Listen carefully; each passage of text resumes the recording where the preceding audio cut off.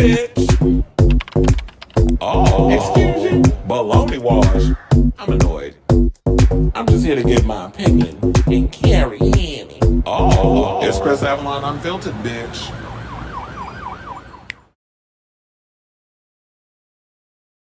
Hey, everybody. Welcome. What's going on? It's your boy, Chris Avalon. Happy Sunday.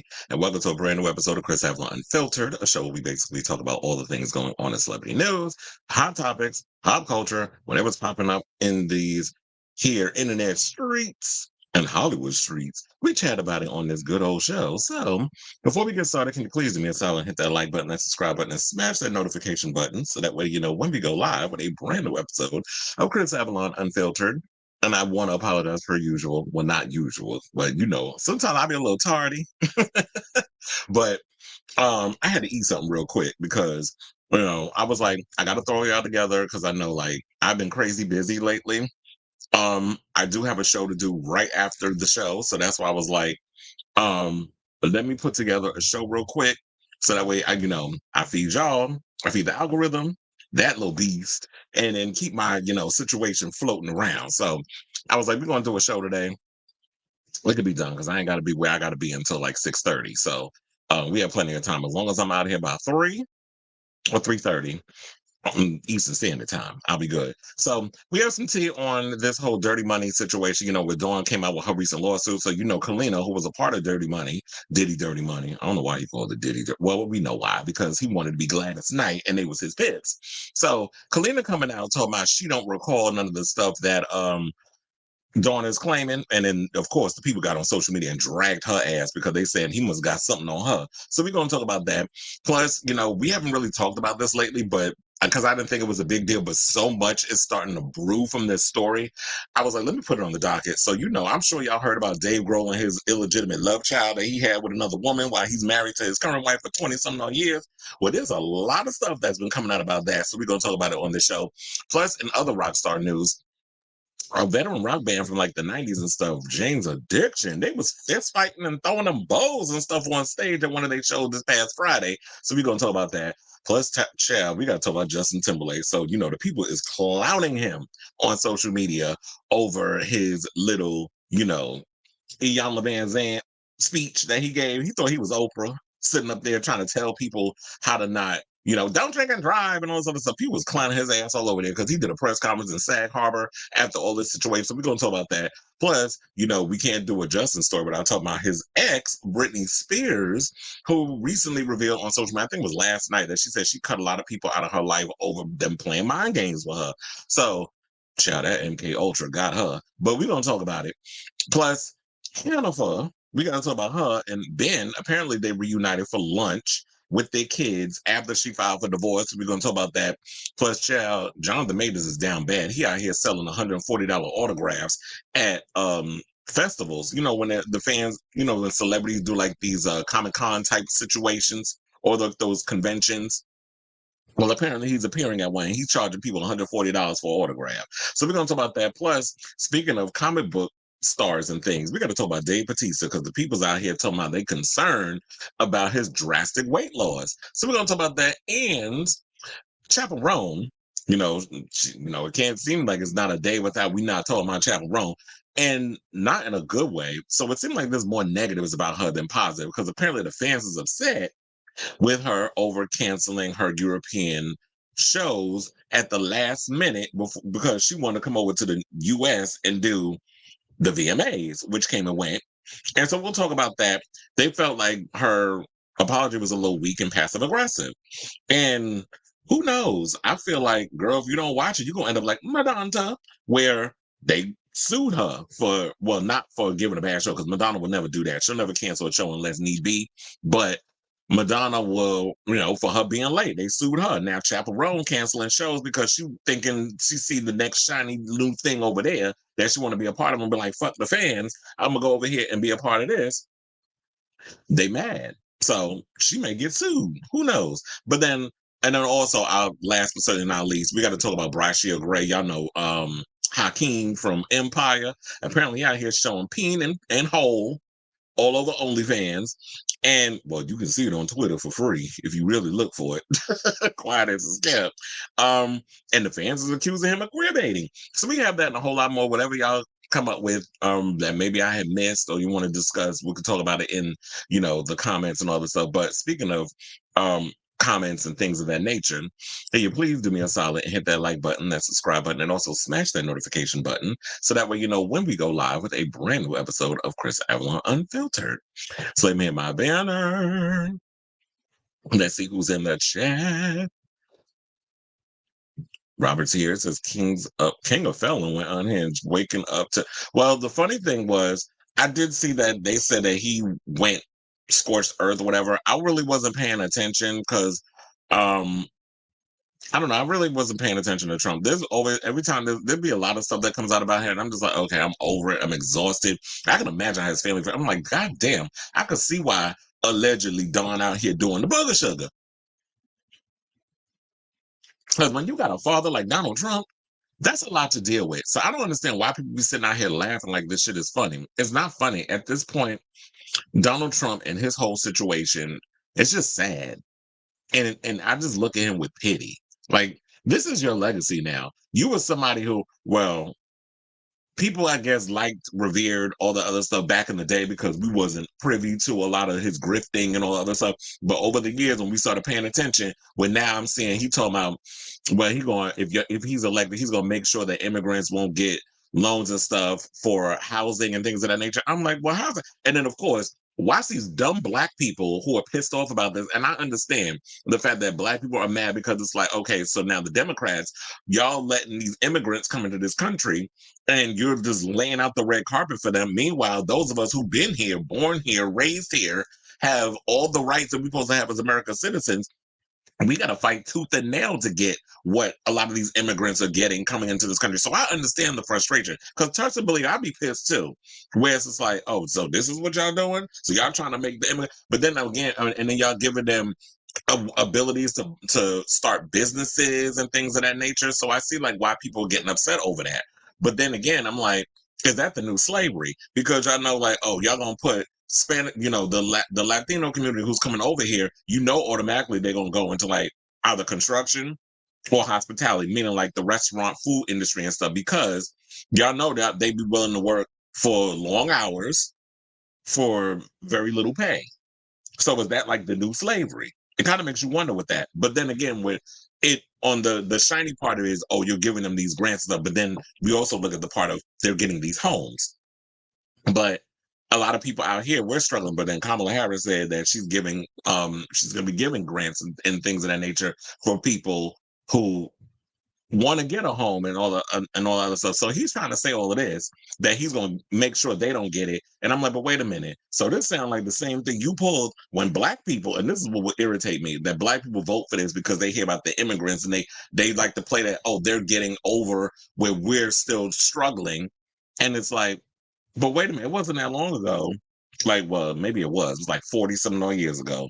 And even recent, Trump wasn't letting black people rent his establishments. So we've heard those stories over the years. So you thinking by you voting for this man and him making sure that those people don't get what they need to get, that y'all not going to be included in that situation too? Like he did that to black people back in the day. So it don't make sense why we're like, oh yeah, let's go vote for him so that we could spite those immigrants. But you hurting yourself. I don't understand people who want to cut off their nose to spite their face. I just don't understand that part. But I do get it. It's like of course we had the Pope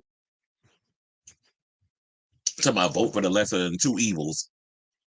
Because I'm like, look, people look at Kamala and them as blue MAGA because we have, and there's another argument, we have a divide amongst black people. We have the upper echelon, aka soror black folk, the one, those type, the uppity, bougie, Martha's Vineyard blacks, which I'm aware of those types because I have family in that situation as well. So it's like I've noticed something, me being a mixed race, that I've been able to float between two worlds. I came from the world of poverty and being poor and living in the projects, and then it was just like graduating to middle class and stuff. So I can see both sides.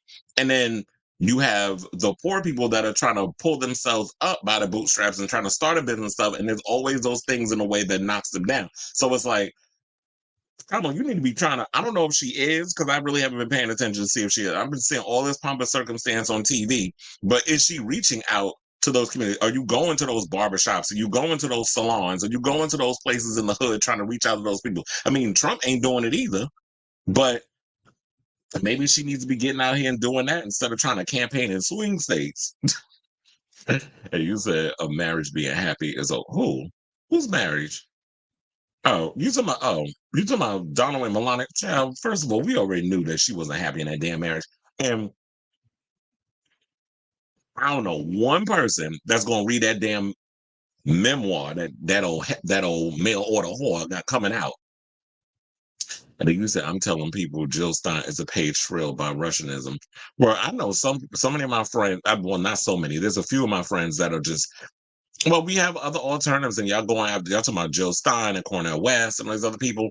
It's just hard to know like who you can trust that really have your best interests at heart and running the country. Because at the end of the day, we all have good intentions going into politics, but then the reality starts to show itself. And it's like, well, you become a part of the thing. When you initially go in trying to make change, then you realize once you pull that curtain back, what politics really is and what it takes to run a country. So it ain't easy. It ain't easy being green. But anyway, let's get into the show. And let's get to our first topic, which is this Diddy Dirty Money drama. So the other day I did a whole breakdown. I'm not going to do that whole situation again. Y'all can watch the previous episode. I did clip it, so it is on my YouTube channel if you want to catch up. But Dawn Richard, was a part of Danity Kane. And then when Danity Kane broke up, she was brought into Diddy's little super group called Diddy Dirty Money, which he did with Kalenna, who was on like, I think one season of Love and Hip Hop, as far as I can remember. Child, first of all, I don't even watch Love and Hip Hop. That's another thing. If y'all watch Love and Hip Hop, leave that down in the comment because I don't know. And that show is still on, and I don't know nobody that watches it. It's the same thing with Basketball Wives. I'm like, okay, this show has been on for so damn long. I don't know one person that still watches that. Maybe if I like contacted my mother, she probably still watches. I don't think she watches Love and Hip Hop, but I think she watches Basketball Wives. But I just feel like I've outgrown that whole type of genre of television. But anyway, or that style of TV. But anyway, excuse me. So Dawn came out with a bunch of allegations, said that she had witnessed the diddler putting paws on Cassie. Even went as far as to say that there was some type of dinner that was had where Usher, Jimmy Iovine, and Neo were present at, and they witnessed Diddy punch her in the stomach. And then there was a whole, and I think she had to be carted off. And then he went about like chatting with the guests like nothing happened. And then at one point, I think Dawn also said that she saw him drag. I think it was her and a bunch of other people. I guess I'm witness, if I'm not mistaken. I'm thinking about this all off the top of my head. But I'll just use Dawn as an example because she's the one that wrote the allegation, came out with the whole situation. She said that she witnessed Diddy dragging her up the stairs. So now Kalenna has come out and given her thoughts and said that she don't recall any of these allegations that Dawn has come out with, even though her name is mentioned in the suit. So, according to page 6, they said the former Dirty Money member released a statement on Friday where she was denied ever witnessing Combs abusing his ex-girlfriend of 10 years, Cassie Ventura, or any behavior that could be considered abusive or unlawful while working with Bad Boy Records founder. She said, while I fully respect Dawn's right to recount her experiences, I want to emphasize that her account reflects her personal perspective and should not be interpreted. I was like, did y'all misspell interpreted? They didn't. Let's continue. It says, should not be interpreted as a universal truth applicable to everyone involved. This is what the statement reads per TMZ.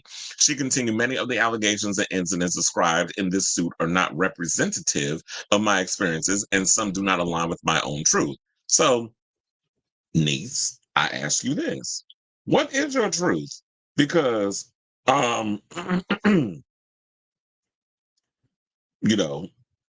you saying that it doesn't align with your truth, but inquiring minds want to know exactly what that truth is.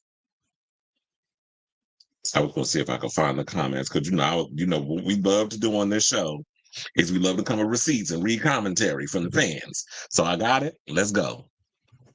So they said Richard excuse me, filed a suit against Diddy earlier this week, accusing him of SA and inhumane treatment, while also claiming she, as well as several other celebrities, witnessed him physically abuse his ex, Cassie.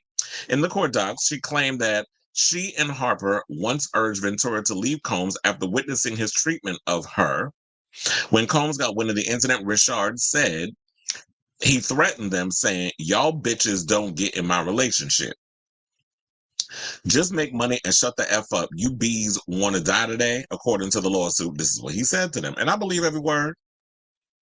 The former Danny Kane member additionally claimed she witnessed Combs throw a pan of eggs on the Long Way to Go singer as he yelled at her, "I've been asking you for my ish. I can't stand you, B. You never do it right." She also alleged she saw Diddy punch the Me and You singer in the face and attempted to strangle her with his bare hands inside his LA mansion during one of their altercations. Aside from the abuse she witnessed, one of the others, Richards claimed, Richard, why do they keep putting Richards? Her name is Dawn Richard, not Dawn Richards. See, this is how when white people start trying to talk about black folk stuff, y'all really need to get y'all stuff together. But anyway, it said that Richards claimed that Combs SA'd her on several occasions, once by touching her near her breast and butt while she was undressing in a changing room. Mr. Combs frequently smacked Ms. Richards' bare buttocks and often commented on her body, noting that although she was too skinny, she had an ass. This is what the lawsuit reads. In response to Richard's lawsuit, Combs' attorney Erica Wool told Page Six that he is shocked and disappointed. Now, in an attempt to rewrite history, Dawn Richard has now manufactured a series of false claims that, in the hopes of trying to get a payday, conveniently timed to coincide with her album release and press tour, the statement read in part. Richard is the latest name to join a list of cases against the disgraced media mogul. Diddy's legal woes began last November when Ventura launched a bombshell lawsuit accusing him of rape and physical abuse. Now, here's the thing. Now, y'all really expect us to not believe any of this, that Dawn would just all of a sudden go and take the time to put together a lawsuit if it was all a lie? Like, I don't understand. It was all a lie. It was all a lie. I always go back to Love and Hip Hop. Shout out to Carly Rae. But anyway, so with all that being said, you really expect us to believe that based off Diddy's reputation, and I've been windmilling and going hard over this for years. I've been saying that Diddy ain't nothing but the damn devil. For years, I ain't never liked that man because there was always something sinister and just real evil about that man. How he would always come out trying to act like he was Mr. Positivity. No, we always aware of the type of monster he was. Not to the extent of this, but when all this other stuff started coming out, I wasn't surprised. And I just don't understand people that still are out here defending him, even with the evidence that we've had. If all of this wasn't true, then look, once upon a time, he did lie and say he never put hands on Cassie, right? And then what was it, a month later, the video came out? Where y'all seen it? And still some of y'all was out here making excuses, which y'all are a lost cause. Even when y'all have evidence put in front of, and I hate when people always be saying that, where's the evidence? Why you ain't come together? Why you ain't say nothing sooner? And it's like, for those of y'all who were saying this, y'all must be young because you do not realize that time, the magnitude and how powerful Diddy was, especially in this entertainment industry, especially his hold on MTV, on radio stations like Hot 97. And what other stations was there? I'm trying to think back in the day. I know we had, KTU was more or less dance music. But I feel like he had more of a whole, and I don't think I'm trying to think if there was any other rival stations because I don't think 105.1 was around like as a potent of a channel as Hot 97 was. Hot 97 was on everybody's radar because all the big wigs was over there. You had Angie Martinez, you had Star and Buck Wild, you had who else? You had what's his name? The damn DJ. That love dropping them damn bombs. I don't know if he's still over there. Frontmaster Flex. It was like you had all these other people that was over there. You had all the big names was over there. So with that being said, like he had a hold on a lot of the radio stations, especially when it came to New York, because he was at the time the king of New York, shiny suit man, and everybody was hating. But Diddy was powerful at that time. So yeah, a lot of people could not come out and say, "Oh, he assaulted him. He did this. He did it." Now I didn't know that Dawn was coming out with new music. I told her the only recent thing I heard from her was her collaboration with Kaytranada on his new album. I can't remember the song off the top of my head, but if y'all just look up Kaytranada, Kaytranada, and listen to his new album. Dawn is on there, and the video is on YouTube. The video is actually pretty good. I love watching Dawn perform. She is that girl, and I'm still be not understanding why she's not as big as she is, because she really throws it down when it comes to experimenting with her sound and the dancing, the music, like everything about her. I just love her. Her overall style of music. And I don't think Dawn will lie, because there have been videos and incidences that they've been pulling up where she's talked a little bit about her incidences with Puff. Like there was one recently, I think she went on Sway in the Morning, and she talked about how there was one time, I guess she said that they were supposed to be in rehearsals. She and Kalenna didn't know that they were supposed to have rehearsals, some misinformation. Diddy was basically cussing them out, being disrespectful. She said she got in his face at one point. It's like, you want to go, we can go. She from New Orleans. They don't play down there. They be ready to fight. They don't care what your gender is. They do that in Miami too, and New York. So we real ghetto like that when we need to be. We fight everybody, men, women, kids, elderly. If you pop off, like knuck if you buck, is what we say. So, and then also there was some how like he would starve them. There would be incidences where he would eat like a lot of food in front of them. So it was sort of like this whole passive aggressive, like there was always forms of abuse that Diddy was out here doing in regards of the people that he worked with. He was very abusive. I don't know what happened to him. Janice, what you do to your son? Why your son a mess? Instead of, walking around with them old dusty ass, synthetic wig she be wearing, she should have been out here trying to make sure her son was on the right path. Her son was a damn sociopath, running around here thinking he, was the great and powerful.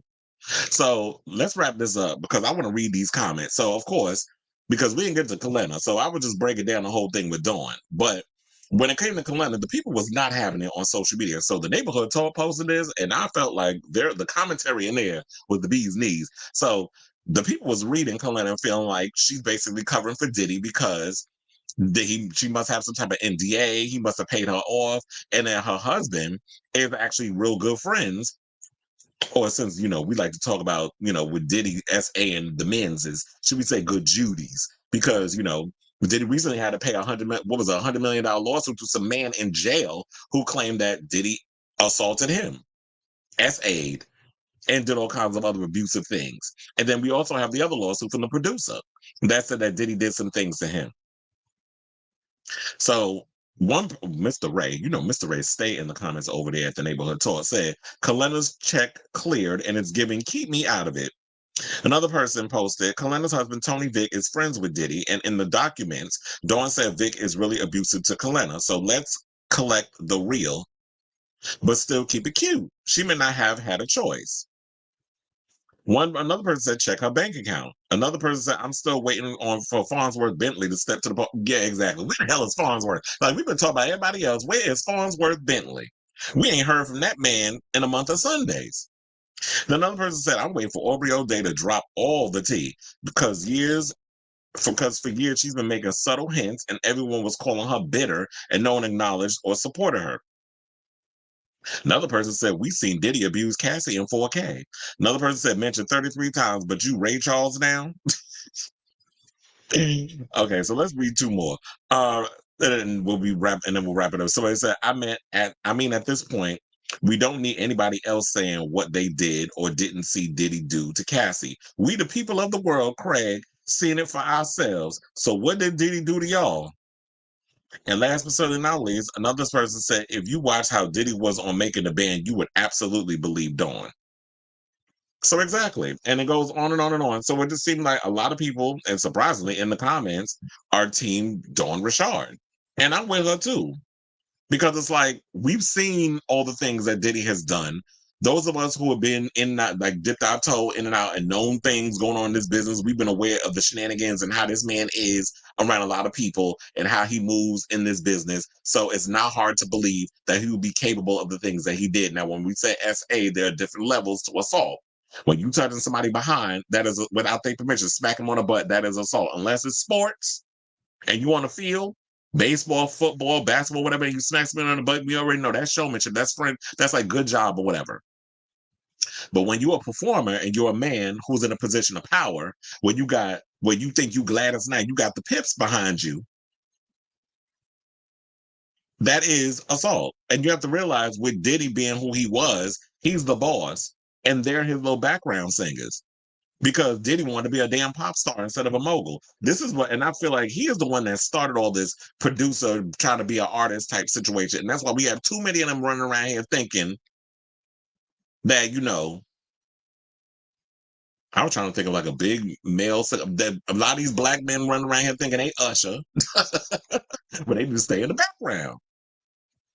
And somebody, because it seemed like I was trying to think of these women, but it's not a lot of female producers that we hear from. We hear more from the male ones. So I say all this to say, I'm sure this will not be the last time we hear more stuff about Diddy and everything. And I'm like, look, girl, get your coins. Because she was out here saying that she wasn't even getting paid her what for her hard work of being a part of the group and all other stuff. So over the years, all this stuff adds up. And I guess she was just gonna keep it pushing because our generation, we were just taught that when you don't have the power, you could just pretty much, you got to keep pushing, put that thing behind you, don't let it affect you, but you got to keep pushing because you don't want to be on the sidelines with no career. When you in this business and you want to be famous, a lot of artists will put up with a lot of stuff. I heard one person say that the music business is nothing more than a pyramid scheme. And when you look at it, I kind of think, you know what, that is a good point. The music industry is nothing more than a pyramid scheme. It feels like it because not a lot of artists accumulate a lot of money. That's why a lot of them got to run around doing makeup line, hair care, all that other stuff. So I tell this to say, what do y'all think of this story? Do y'all believe Dawn? Because no shade, y'all be a fool if there's people out here still believing that Diddy is completely innocent in anything this man does, especially with all the evidence that's been given to y'all within the past year. So let me know what y'all guys think of this story in the comments down below. Okay, so we have comments. Ooh, Robert says, another Robert. Because we have two Roberts in the building. Said Kalenna is given the check cleared. NDA is a bitch. I believe every word Dawn says. She named it exactly, and I believe her too. And it said, plus Kalenna's husband stole her money to open a club. Oh, I didn't even know about that. Maybe, well, I don't know. Was that revealed on Love and Hip Hop? Or was that just like something I don't know? Because I don't follow her. So it's always good when people come in with their own tea. I was like, child. Now, if she would a bum who basically took her money and opened a club and she broke and she basically just being on, trying to defend Diddy so that way she can get a pay. See, I helped you out and throw me a little cointada. I believe it. Exactly. Bullseye. And they said, what's the point of going to the press about what you didn't see? Most people don't see most things. Not what the umbrella see. And they said more accusations will follow. He is getting what he's exactly because I've been saying, and you want to know something? I do not want to sit up in here and just gloat over people's, the universe giving somebody what they deserve. But no, I am laughing, I am clapping, I am doing backflips over this because Diddy is evil, and I'm glad that he's getting what's coming to him. Long time coming. And I tell you, they always say like karma, she don't forget an address. So, it may not come today, it may not come tomorrow, but eventually when you do right by me, everything you think about is gonna fail. And that's what's happening to him. Apparently the guy from Groove Theory just started capping for which one? First of all, ain't nobody been thinking about first of all, don't nobody remember Groove Theory except for Amel LaRue. That's the only one I remember for that damn group. I don't remember that other guy name. And your one hit. It says Spotify ruined the industry is great and all, but buying from your top 10 favorite acts that helps. I need to watch Sweat Tour highlights. I like Charlie, but ma'am, you should have.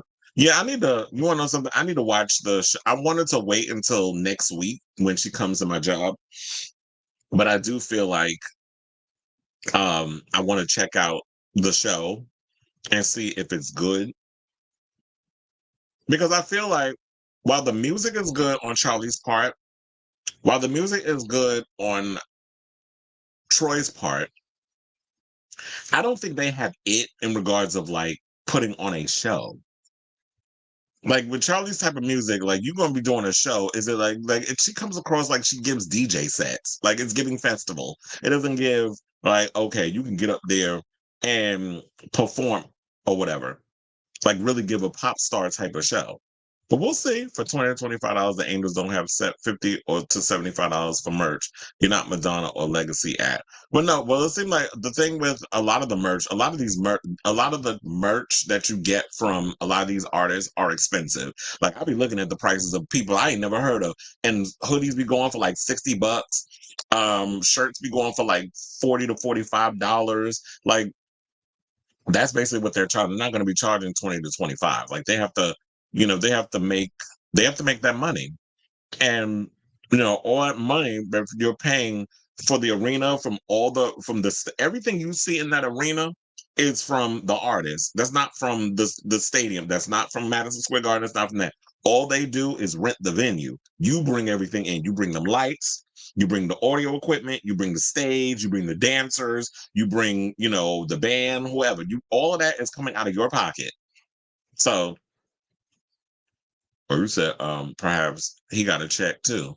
Oh, you said Bryce Wilson. For Tony Braxton. I'll always think of you inside of my The other day, yesterday when I was at work, they was playing Tony Braxton, and I was like, she always did that low register. Who do you think I am?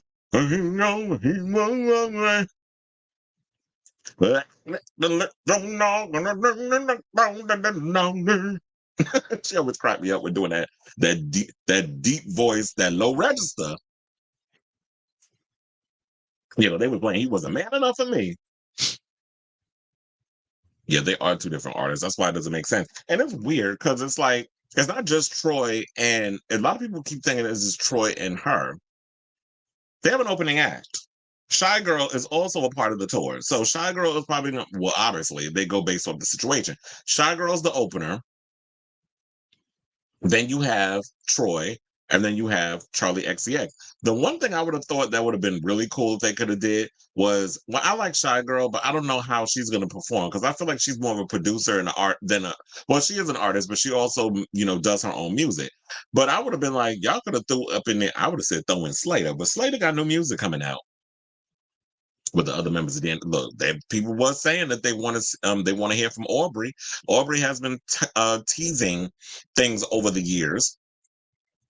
I don't know if anything else has happened to any of the other girls in the group, but we'll find out soon enough if anybody else wants to come forward, if anything happened to them. Not Justified Strip. I don't even remember that tour. What was that tour like? Oh yeah, because that was like two different situations. And you know what? That probably was a slap in the face to Britney. Now that I think about it, because I didn't think about that back in the day, but or maybe I did. I just water over the bridge. But Justified Strip, when Justin Timberlake and Christina Aguilera went on tour together, I know that was a slap in the face to Britney. It's an, oh bitch, you tried it. So now you're gonna work with the enemy after all that mess. Like I said, my mom wanted to get tickets, but I'm like, I only want to see well, you're not gonna see that. And I wouldn't be surprised if they didn't hunch. I'm sure they did. But anyway, let's get into some more music news. So, Dick Chow, this wasn't something I said I was going to be talking about, whatever, but I said this story is getting too juicy. It's hard to pass up because it looked like things is getting messy in Dave Grohl's marriage. Now that he's been forced to reveal that he is an illegitimate love child. And I saw there were some Swifties that were running all over social media saying, oh, this is your karma for talking about Taylor Swift. Don't she have a song called Karma? Or something or another? I wouldn't be surprised if she did. But I'm like, I could look, I don't know if karma works that way. It's like, oh, you was talking about this pop star, so now here come your stuff. The fact of the matter was, Dave Grohl was out here being sloppy with his peen long before Taylor Swift was even a thing.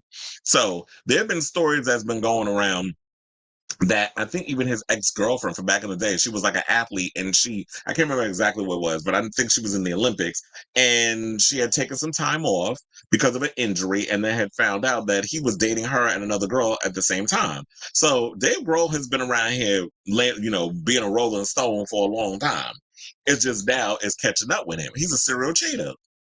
And his daughters, I heard, they have deactivated their Instagrams because they don't want to deal with the fallout. And I remember his daughter Violet was, when I worked his show, I think it was in, what was it? What are we in, September? Yeah, I think it was in like July when I worked his show. Damn, I realized time is flying. When I worked his last concert at Citi Field, he basically was like, his daughter came out on stage and performed with him. So it seemed like everything was going great. And meanwhile, he was out here, got a whole girl pregnant, and we didn't know about it. But it seemed like the families are strange. But anyway, let's get into the story. So it said that Dave Grohl was branded crazy by his wife, Jordyn Blum, after he accused her of having a flirty relationship with her tennis coach in a series of furious rows before confessing to his own infidelity. The Foo Fighters frontman, who's 55, shattered his nicest guy in rock image this week, which was a reputation I did have in my mind about him. I was like, oh, I like Dave Grohl. He seemed like a real nice guy, real humble, real chill.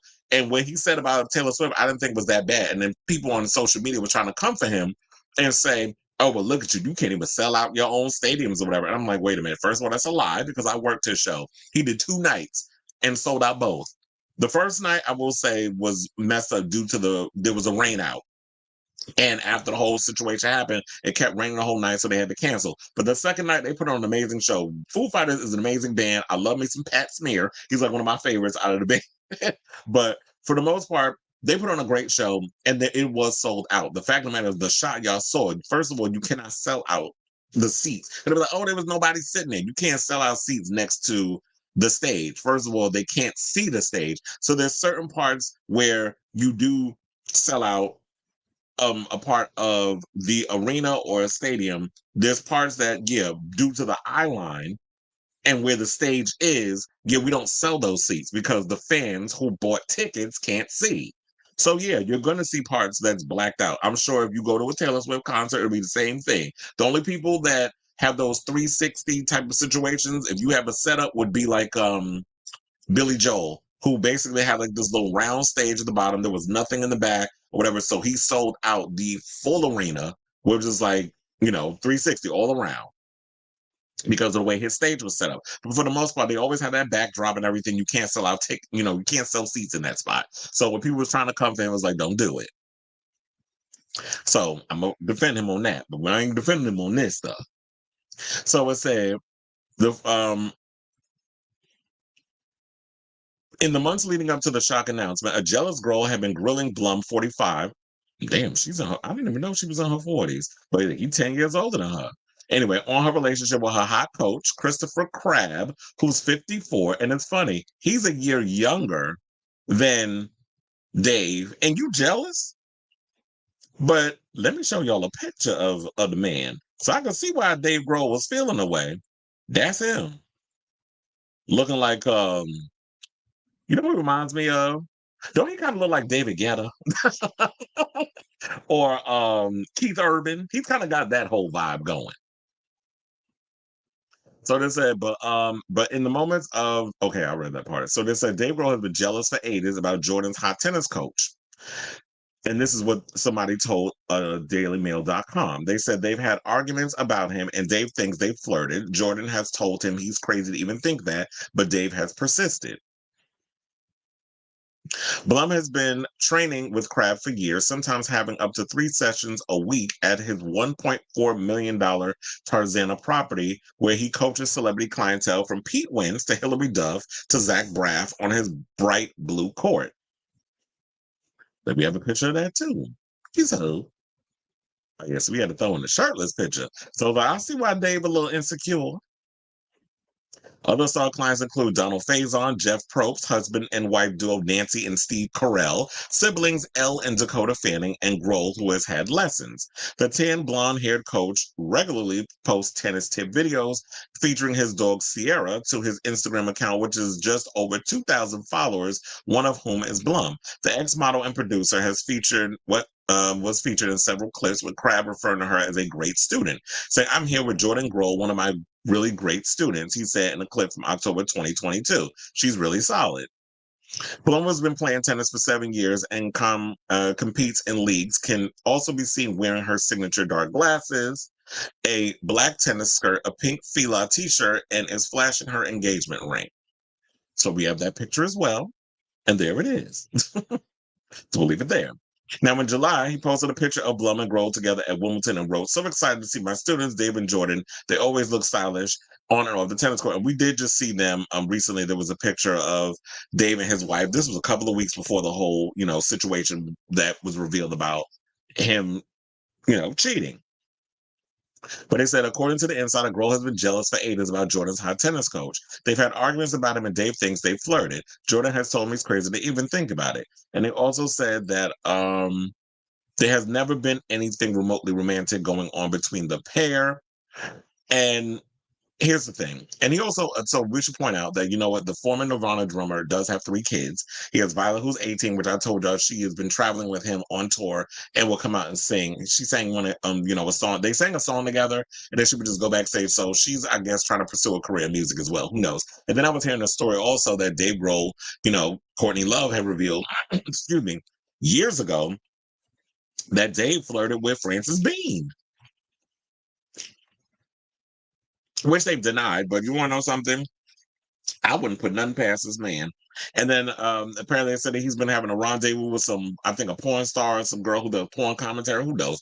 I'm not fully versed on that, but because I didn't read that article, but I did see that in passing that there was, like, I guess he has, who knows, maybe all this is stemming from him being on tour, and when you're not around the wife, things happen. That's not an excuse. But I'm also saying, like, if you have this thing that's a jealousy, and that's normally the thing that happens, I realize, when it comes to couples. A lot of times when people point the finger at you and say that you're cheating, you're doing this, you're doing that, a lot of times when they point that one finger at you, the other 4 is pointing at themselves. They're the ones that's out here doing something. They out here laying alone and spreading the wire. So people, if y'all in relationships, a lot of times when your man out here making accusations about you doing stuff, watch what they up to. Pay attention to see what they doing. Be observant. Because 9 times out of 10, they trying to throw things on you to deflect from their own mess. So I also was hearing that, maybe the fact that Dave has been remotely insecure for a long period of time is because they said that when he got with this with his wife, Jordyn, she was a producer over there at MTV. So back in the day in the 90s, when he was, a lot of times, the bands were in and out of MTV and stuff. He saw her, he liked what he saw. Finally, I think he went to, I don't remember the whole story, but I remember he went to go shoot a shot, or he left her his number, and then they wound up getting together, and this is what it is now. But he felt like she was completely out of his league and all this other stuff. So if that insecurity stems from that, and she is a pretty girl. When I've seen young pictures of her when she was younger, it's a pretty girl. She is a pretty girl. So she has kind of like model good looks, svelte, blonde, that typical all-American look. So I could see why he felt like she was out of his league. But then he finally got her. I don't understand why you still insecure over these years, but that still doesn't negate the fact that you was out here laying low and spreading it wide with another woman. And when you have a good thing and a great family, how you're willing to go mess that up. See, look at all of them. Violet's the one with the blonde hair, the short blonde hair. That's her. The other kids, what I said their name was? Harper, who's 15, and Ophelia, who's 10. And the funny thing is, I guess he got that sperm that only gives him daughters. Maybe this is the universe cursing him because he has 4 children now, and they're all girls. Because the baby is a girl. So he basically said, "I love my wife and my children, and I'm doing everything I can to regain their trust and earn their forgiveness." And here's the thing: now you should have thought of all of that when before you did it, but sir, you were at your big age of 55. You should know better. Now you are here to I love my wife and my children, and I want to regain their trust. It's like, sir, why would you put yourself in that situation? I'm talking about if you love somebody, you wouldn't be slipping your peen in nobody else's poon. You would honor your relationship. And this is coming from somebody who don't do really relationship. Like I like my own space. I like all that other stuff. But people, you're like, if y'all gonna take this vow for better, for worse, for richer, for poor, if y'all gonna follow all that traditional stuff, you need to honor it. And I get that you're a rock star, but that still doesn't excuse the fact that you out here cheating, because that's not fair on your wife and your family. And now you looking at it, now we looking at it as like you don't realize how this affects the children. Like you even doing this, the kids is back in school. So now your other 2 kids, well, Violet, I'm sure is 18, and I don't know if she's in college or whatever the case is. I'm sure she's done with, high school, whatever. The other 2 kids got to go to school, and I'm sure they're in private school and deal with the whispers and all that other stuff that's coming out about people talking about your daddy being a mess. So I say all of this. What do y'all think of this story? Because oh wait, it also said that because I should point this out before we get off of here. So, like I was telling y'all, there's been stories about him cheating over the years. Because it said less than 24 hours after Grohl's post was shared on Instagram, user with the name at Valerie Grayston posted a picture of a baby revealing allegedly called Roxy Junie Grohl, who they claim was Grohl's love child. A rep for the Nirvana drummer said that, to TMZ, that it's a fake story. Now, there was another situation when I was talking about with the porn website. Oh, so it was a porn website founder. That's what it was. Her name is Annalise Nielsen. And they said that has come under scrutiny as fans make desperate attempts to identify the woman. So they're trying to find out who this person is that you have a love child with. And look, this is when he was married, because this is not, because, Jordyn is not his first wife. His first wife was named Jennifer Lee Youngblood. They were married for 3 years before they split in 1999, and he was cheating on her. He then dated Louise Post from the band Veruca Salt, who accused him of cheating on her with Winona Ryder and a handful of other women. He also appeared to cement his status as a ladies' man in 2002 when he confirmed he did groupies. So he said groupies come to the bag. That's what he told the fans. They know what they want. They know what the band wants. It just happens. It's that easy. So it's like, yeah, if you want to still live the rock star life, if you have what's called a midlife crisis at 55, I don't know what age or when that starts. Those of you of a certain age, let me know down in the comments. I guess it comes when it comes. But if you have 55 and you got the wife and the kids, happy wife, happy life, and that white picket fence type of story, and you want to be out here laying low and spreading it wide, then maybe you don't need to be married. Because if you want to abide by the whole rock star lifestyle and just be a forever bachelor, there's nothing wrong with that. There's some people out here that just want to just be fucking whatever comes, within proximity of them. If they're hot enough, if you want to get off with these girls, go ahead, but wear a damn condom. Stop being sloppy. Not that I'm encouraging it, but because people gonna do what they gonna do, regardless. But I'm just saying, like, just if you want to cheat, then don't be married. Don't put yourself in a situation where your wife is thinking that you out here just working and then you out here creating whole families and babies with other women off of one night stands or whatever it was. I don't know how long these two were together. I don't know if it was a one night stand or if it was a multiple night stand. But anyway, so I say all this to say, what do y'all think of this story? Because I'm sure we're going to find out more about it. I just thought that this story was a hot ass mess. So let me know what you guys think of this story in the comments down below.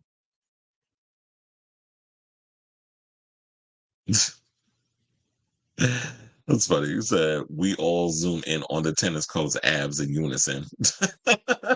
Bedtime Stories turns 30. I'm feeling, oh, child. I told her that was the first album I bought from Madonna. Or I should say, Madonna. Yeah. Bedtime Stories turns 30. That's crazy. Shout out to Madonna. But yeah, I'm talking about that's why I hate when it comes to like we talk about certain albums because I'm like, God damn, I feel old. Yeah, because when that album came out in 1994. So like I said, that was like the first with my own allowance money that I was able to buy. And I think I bought it from Tower Records. It's funny how I remember that. That was the first time I ever stepped foot in a Tower Records. And that was the one that was in like in Manhattan or over there by oh my god, I'm trying to remember where it was. It was like a big one too. I see it in my head, but I can't remember the exact location. So it said, "Good morning, Dave Grohl always rubbed me the wrong way." No, you probably are good. You probably have good instincts on that. That it was just like some of those people that come out being the most preachy or opinionated. Sometimes y'all could be y'all could be the biggest hypocrites. And I think in so many ways that Grohl presented himself to be some sort of way, and now everybody looking at him like you just a fake piece of POS. And I don't know what's going to happen with. I don't even know if the Foo Fighters is still touring while all this is going on. But I'm glad this didn't all come out when I was working his show. Or maybe it would have been a good idea because then I could have talked to some of the fans and seen what do y'all think about this whole scandal that's coming out with Dave Grohl? And I would have asked the people and I would have brought you back with the people because we the people show. So I always like getting inside the heads of the people to find out, okay, what is everybody's overall thoughts? It is one of mine as well. I do well, you wanna know something? You may be a rare bird, but I'm gonna have to agree with you on that. I tend to think that Bedtime Story is a way better album than Erotica. And I think it's because Erotica, while I like what she was doing with it, it's a lot of spoken word on it. It feels like I'm at a poetry reading. Um, and I like some of the experimentation she does with that. There's a couple of good songs in there, but I will say this.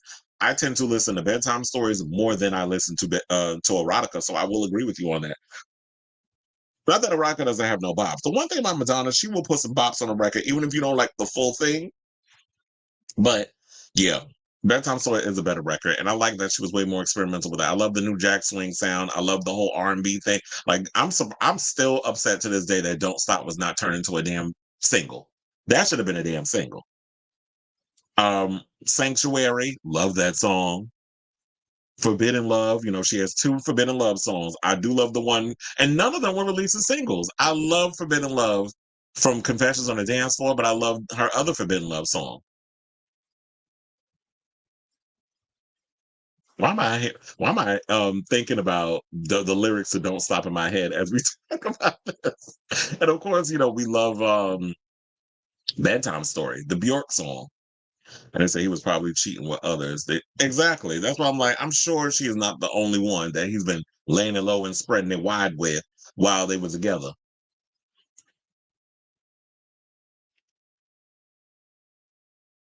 I know he was out here creeping. Erotica is over bloated. The Did You Do It should have never been a track. Goodbye to Innocence was track 13. Oh, so yeah, so we're saying like basically that Erotica had too many songs on it. It was probably too many songs, too many ideas. There was just a lot going on. And yeah, it should have probably just been kept simple. That's why a lot of people say that Madonna works best is like, you know what, get you one or two producers. No, like what they feel like with this next album, because I have been hearing grumblings that people feel like there is an album coming. First of all, the face was looking fierce. Like a lot of y'all was thinking she had a filter at the New York Fashion Week. That was Madonna's face. Girl, don't touch it. Leave it alone. Leave it as it is. You look good. The hair was herring. The outfits was outfitting. She looked good with them shoes on. I don't know how she's still out here. Just had the surgery and was in pain, damn near died. And she out here walking in these sky high ass heels, almost bust her ass too. I seen that video. She missed a step. I think they had the show outdoors, which they were trying to find crazy ways of doing fashion week type shows. But she's been looking good. She's been keeping the body right and tight. I don't know if it's for that 29-year-old or if it's that she is putting together some music. But I do feel like if she is releasing an album, girl, leave the features alone. We don't want no more rappers. We don't want nobody else. We want just you, some bops, two producers, maybe like one or two songwriters and leave it be. We like it when Madonna keeps it simple. We don't like the writer camps. We don't like when you have 5 or 6 producers. We don't like when you have too many cooks in the kitchen.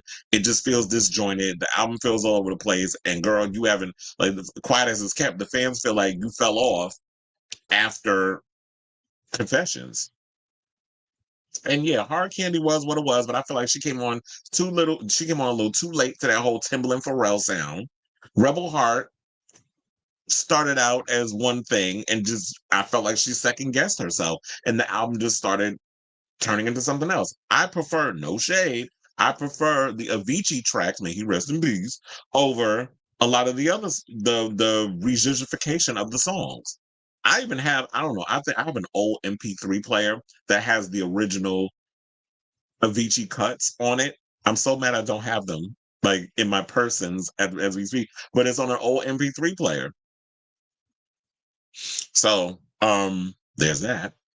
As I said, don't stop got canceled because of human nature, honey. If you want to criticize the public, Survival was right there. Survival was another one. The album opens with that song. Love that album. Love that song. They said only exception is Kylie Minogue being honest. Wait, about what? Because I'm uh oh, speaking of which, I heard some tea. Well, people are speculating. So next month, Kylie Minogue is supposed to appear on Kelly Clarkson's show. A lot of people believe that this is going to be where she's going to announce the US tour dates. So I definitely will be keeping abreast of that story when it happens because they feel like that is where she's going to make the announcement. Because we have been hearing rumblings that Kylie is doing a US tour, which I believe she should do. I feel like you need to do like a nice little theater tour. I would love for her to do an arena tour. I would love for her to do like a Madison Square Garden. I feel like in New York, she could definitely sell it out. She did 2 nights at, in a theater tour. Of course, every homosexual in New York was there, myself included. So I do feel like she could definitely do that, but I don't know about everywhere else. I don't know how she tracks in other parts of the world. It's kind of like the same argument or not argument, but concerns that I know Robert and I have had in regards to talking about Charlie XX and Troye Sivan and their current tour. Are they selling out? And there's some artists that I be looking at with. There was an artist I was working with yesterday. I think they're called Lake Street Drive or something or another. They do a lot of good music. However, we started like there were managers that were moving people down, upgrading them to the better seat section because those seats weren't filling up. So you have people who, oh yeah, we did 2 nights at Radio City. We thought we could do a show at the Garden, and it's like Radio City is different than the Garden. Radio City is a cute enough spot where you could they can fill those up, and it's 2 nights. That's great. But when you do an arena, you really got to fill up those seats. And when you have to get to a point where you got to upgrade people to the 100s, which is like closer to the stage, and then, you're having those situations where you're trying to move people around so that way it looks full, it's a problem. And that's like one of the fears that I have over Charlie XN. They're going to have to do some kind of, sorcery to get them to fill up them seats in the lesser known spots. I guess we could use Arizona as an example because that's where Robert's from. And so they said justice for I'd rather be alone. That's another damn one. You know what? Y'all just gonna be putting up all the songs. I love that song. Shout out to Michelle Nadigacello. Tell me what you want. Tell me what you need. Can't you see? I need you beside me. And Avicii left the project because of his alcoholism. Mm-hmm. I remember he was having addiction issues. I've seen Tension 2 talks, not a reissue, not a brand new studio album. A proper lead single is expected to reunite her with Jake. Thank God, because you want to know something? I have to say, I've been listening to a lot of Jake Shears lately. If y'all have not been paying attention to Jake Shears, I really feel like y'all want a real homosexual giving y'all some good dance music, and he and I in the same age range. Listen to Jake Shear's newest album, and I think he did a reissue, was like a remix or something or another. He's also dropped a couple of DJ sets on Apple Music. Just follow out, and he's been collaborating with other artists. Like his version of dance music, him and Adam Lambert have been giving me my life in regards of like what I need from my homosexuals releasing good dance pop music. And with her getting back with Jake Shears, oh my God, that is such a lifesaver because he's got his finger on the pulse of child. First of all, I remember Jake Shears back in his days. We used to go dance in New York. That's how far we go back. But um I'm so glad they're back together working on some stuff because I feel like they create magic whenever they get together. But I hope that oh wait, so it's a tension sequel. Well look, or is it well they can't call it extension because they did an extended version and called it extension. So we'll see what happens with that. Troy claimed on TikTok that every city is 98% sold out except Nashville. Child, you trying to do Tennessee? Were they trying to ban drag queens? We'll see. But I guess maybe they look at Nashville as Nashville's kind of like New York and Chicago and Los Angeles, that sort of thing. But we'll see, Jim. Because the funny thing is, I did look at the tickets over at the Garden, and they did say they sell them fast. But I'm like, I'm not surprised with New York. New York, I said, and child, every homosexual and homosexual and hipster and girl from Brooklyn will be, and Brooklyn is huge, will be at that damn show. Trust and believe. I already know the type that they're gonna bring up in there because the hipsters love them some Charlie XCX. The gays love her. And they'll be there for Troy too. So we'll see how that all works out. But anyway, let's move on.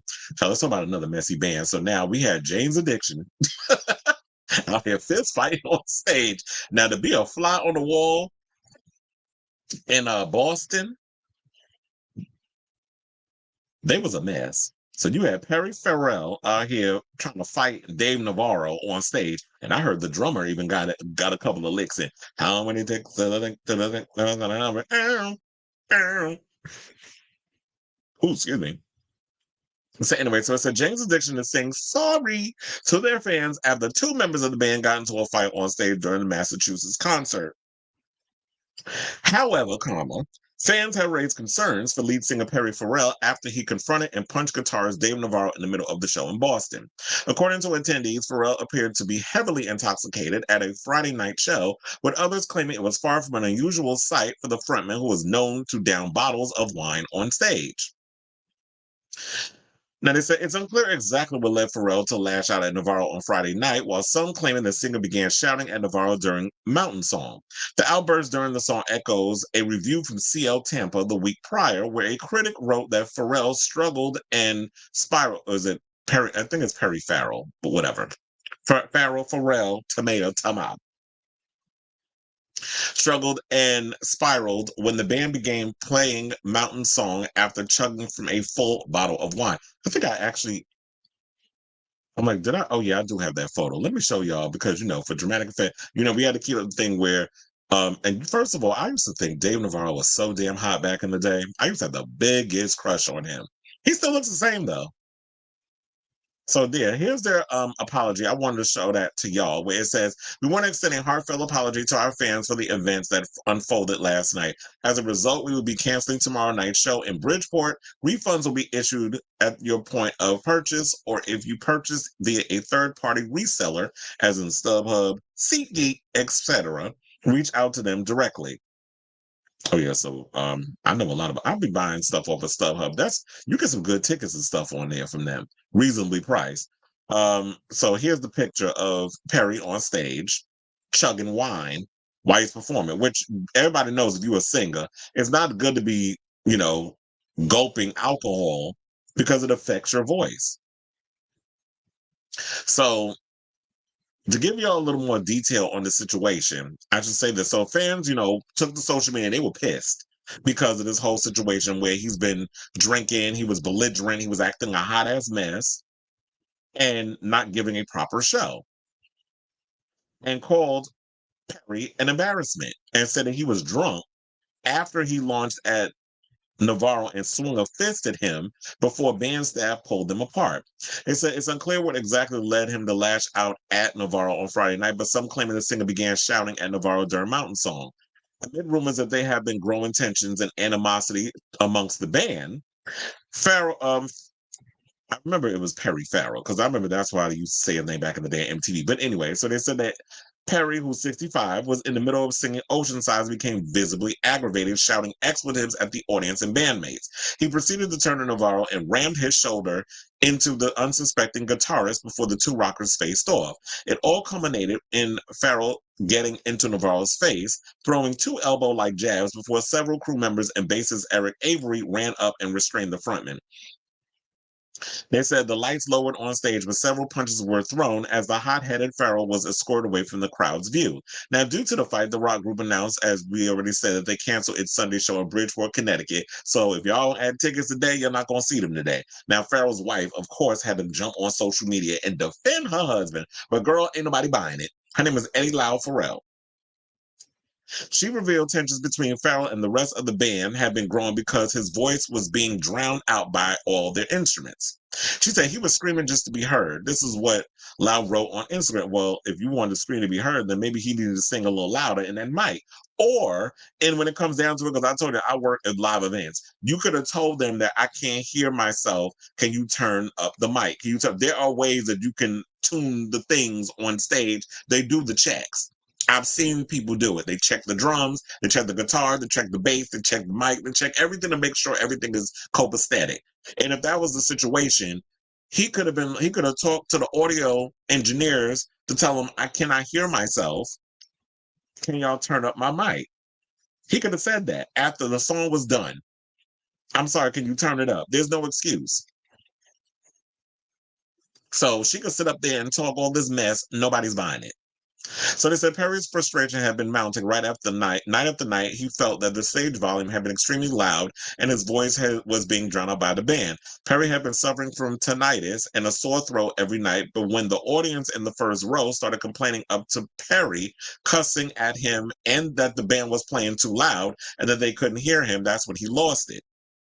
Well, if you complain about you have sore throats and things, I understand that things happen and, people get laryngitis, whatever the case is, but you downing alcohol and coming out drunk on stage and you got all that acid running through your body and you trying to sing on top of that, you don't think that maybe that takes a play into why you're having the issues you're having when you're not getting up there being healthy? Like when we watch other singers, like I just watched the video of Christina Aguilera giving a tour of her Vegas dressing room.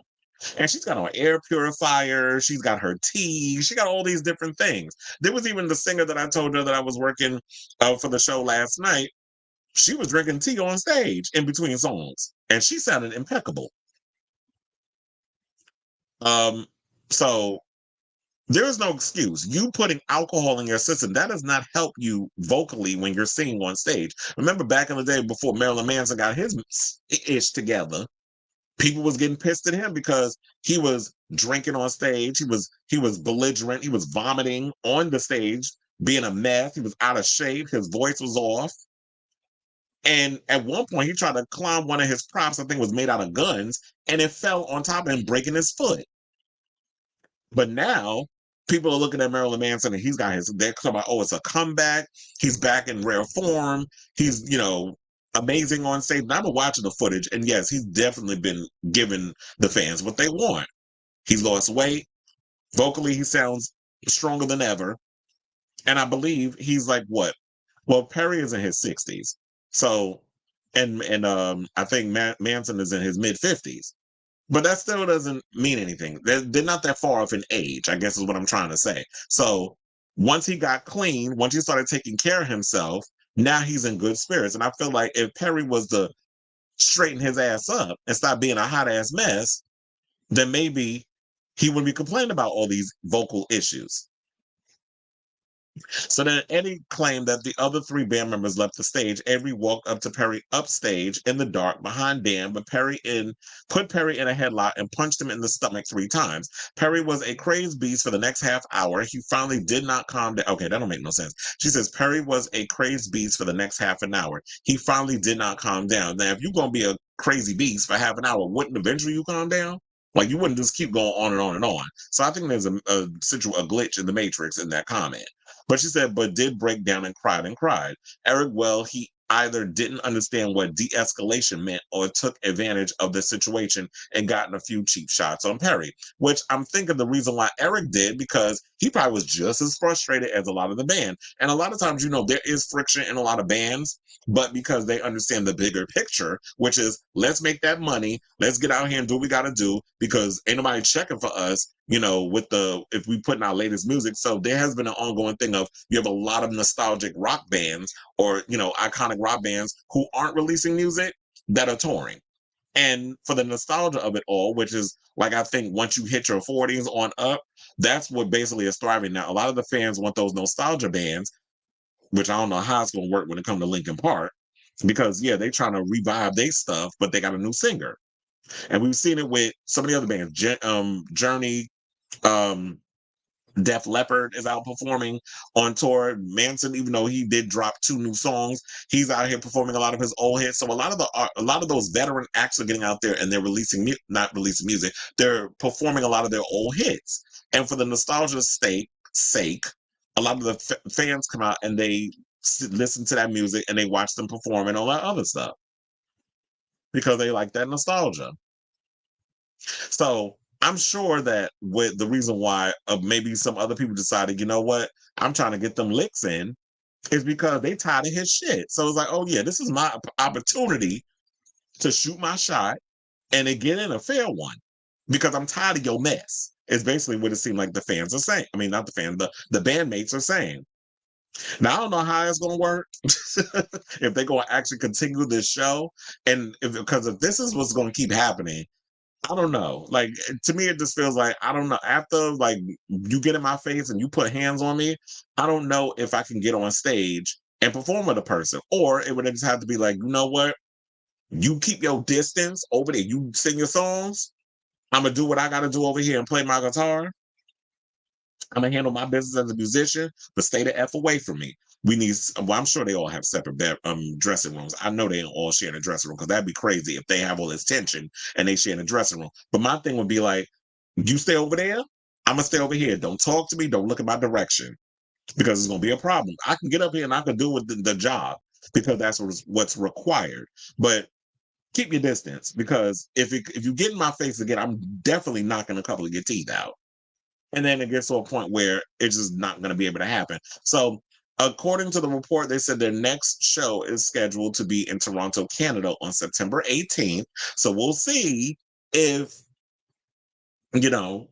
what happens then. So I'll definitely keep myself abreast of this story as it develops. But I will say this. I did, a friend of mine, when I was posting about this story, a friend of mine did give me some inside tea. So he said, because while I already said, I believe that Perry's wife, her little statement was a bunch of BS. Take accountability for the fact that your husband's a hot ass mess. But one of my friends basically, and I already said what I need to say about the whole, like, if your mic's being drowned out, you can tell them, turn your mic up, you can't hear it, whatever the case is, they can correct all of that audio stuff if there's issues. That's what the people are there for. So one of my friends was telling me that Perry, when he saw Jane's Addiction last year, Perry was out of it and said that he has gotten less coherent as the tour has progressed. He said his voice isn't there anymore and he just babbles nonsensically between the songs. I did see another friend of mine, who's also a musician, said Michael T, shout out to him, said that something or another about how Jane's Addiction, that how Perry wants the band to call them they them addiction or something or another. I don't know if that's true. I was like, oh, so now y'all trying to do they them pronouns on the band. So it's not Jane's Addiction, it's they them addiction. So if that's true, if y'all heard that mess, let me know in the comments if y'all heard anything about that, if that's true or not.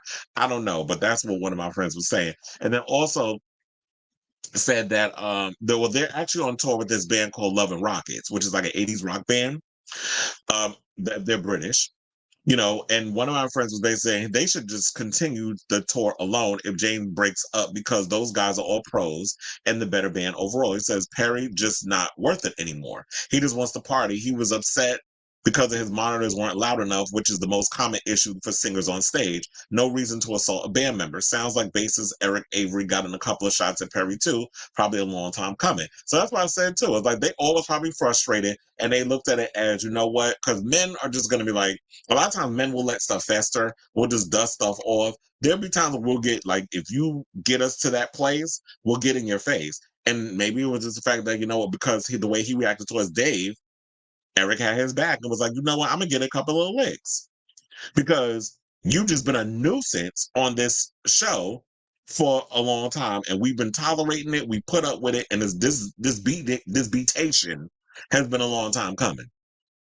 So I said all this to say, what do y'all think of this story? As I said before, I will keep abreast of this story as it develops because um they have a show coming up in Canada, and we're going to see if how they interact and how they behave on stage. And I'm sure all eyes will be on them to see if they go through this. But I kind of agree with my a friend of mine. It's like if the other band is touring, maybe I need to drop Jane's Addiction because he was saying that band is they're pretty good themselves. They don't need Jane's Addiction on there, and it's unfortunate. I'm sure. Look, the other band members, they could find other people to go on tour with if Perry can't get himself together. And for those of you, if y'all not familiar with who Jane's Addiction is, that they did a theme song, or their song was used for the theme of Entourage, which was a show I used to like back in the day. So let me know what you guys think of this story in the comments down below. So we got a lot of messy concert news today.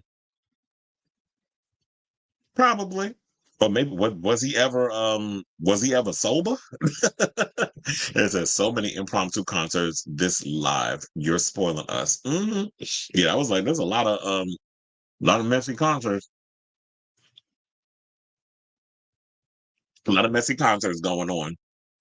So people out here fighting. I would have loved to have been a fly on the wall to see that. And I could have ran here and gave y'all some exclusive tea.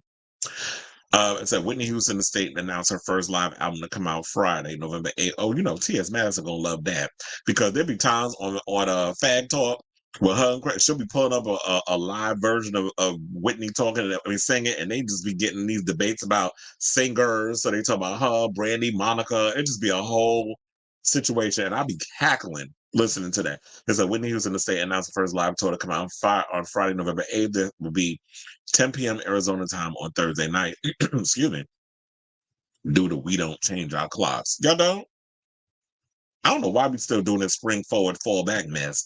And it said what I'll say about Marilyn Manson coming from a retired fan. You're a retired. You want to know something? I ain't gonna fight you on that. But I'm still a fan of Marilyn Manson. I don't know. It's just I think it's because I grew up with him. Like I remember when I was a teenager and I met this kid who first introduced me to Marilyn Manson, and it was the Antichrist Superstar album. And I remember I brought that CD home and he let me borrow it and I wore it out. Loved it, loved it, loved it. I think I made a copy of it or something or another. And then I wound up going to the store and buying my own version, my own CD, and wore that album out. And I remember I got my younger brother who was like more goth. He was more into like that whole goth thing as a teenager.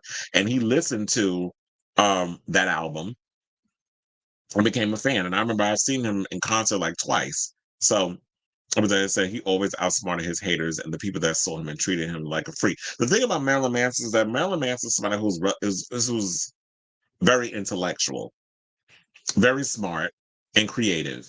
And I think a lot of people underestimated him on a lot of all of that. So this says that it's a shame that the allegations did ruin his public reputation. He makes good music and definitely speaks to the way. The funny thing is, I feel like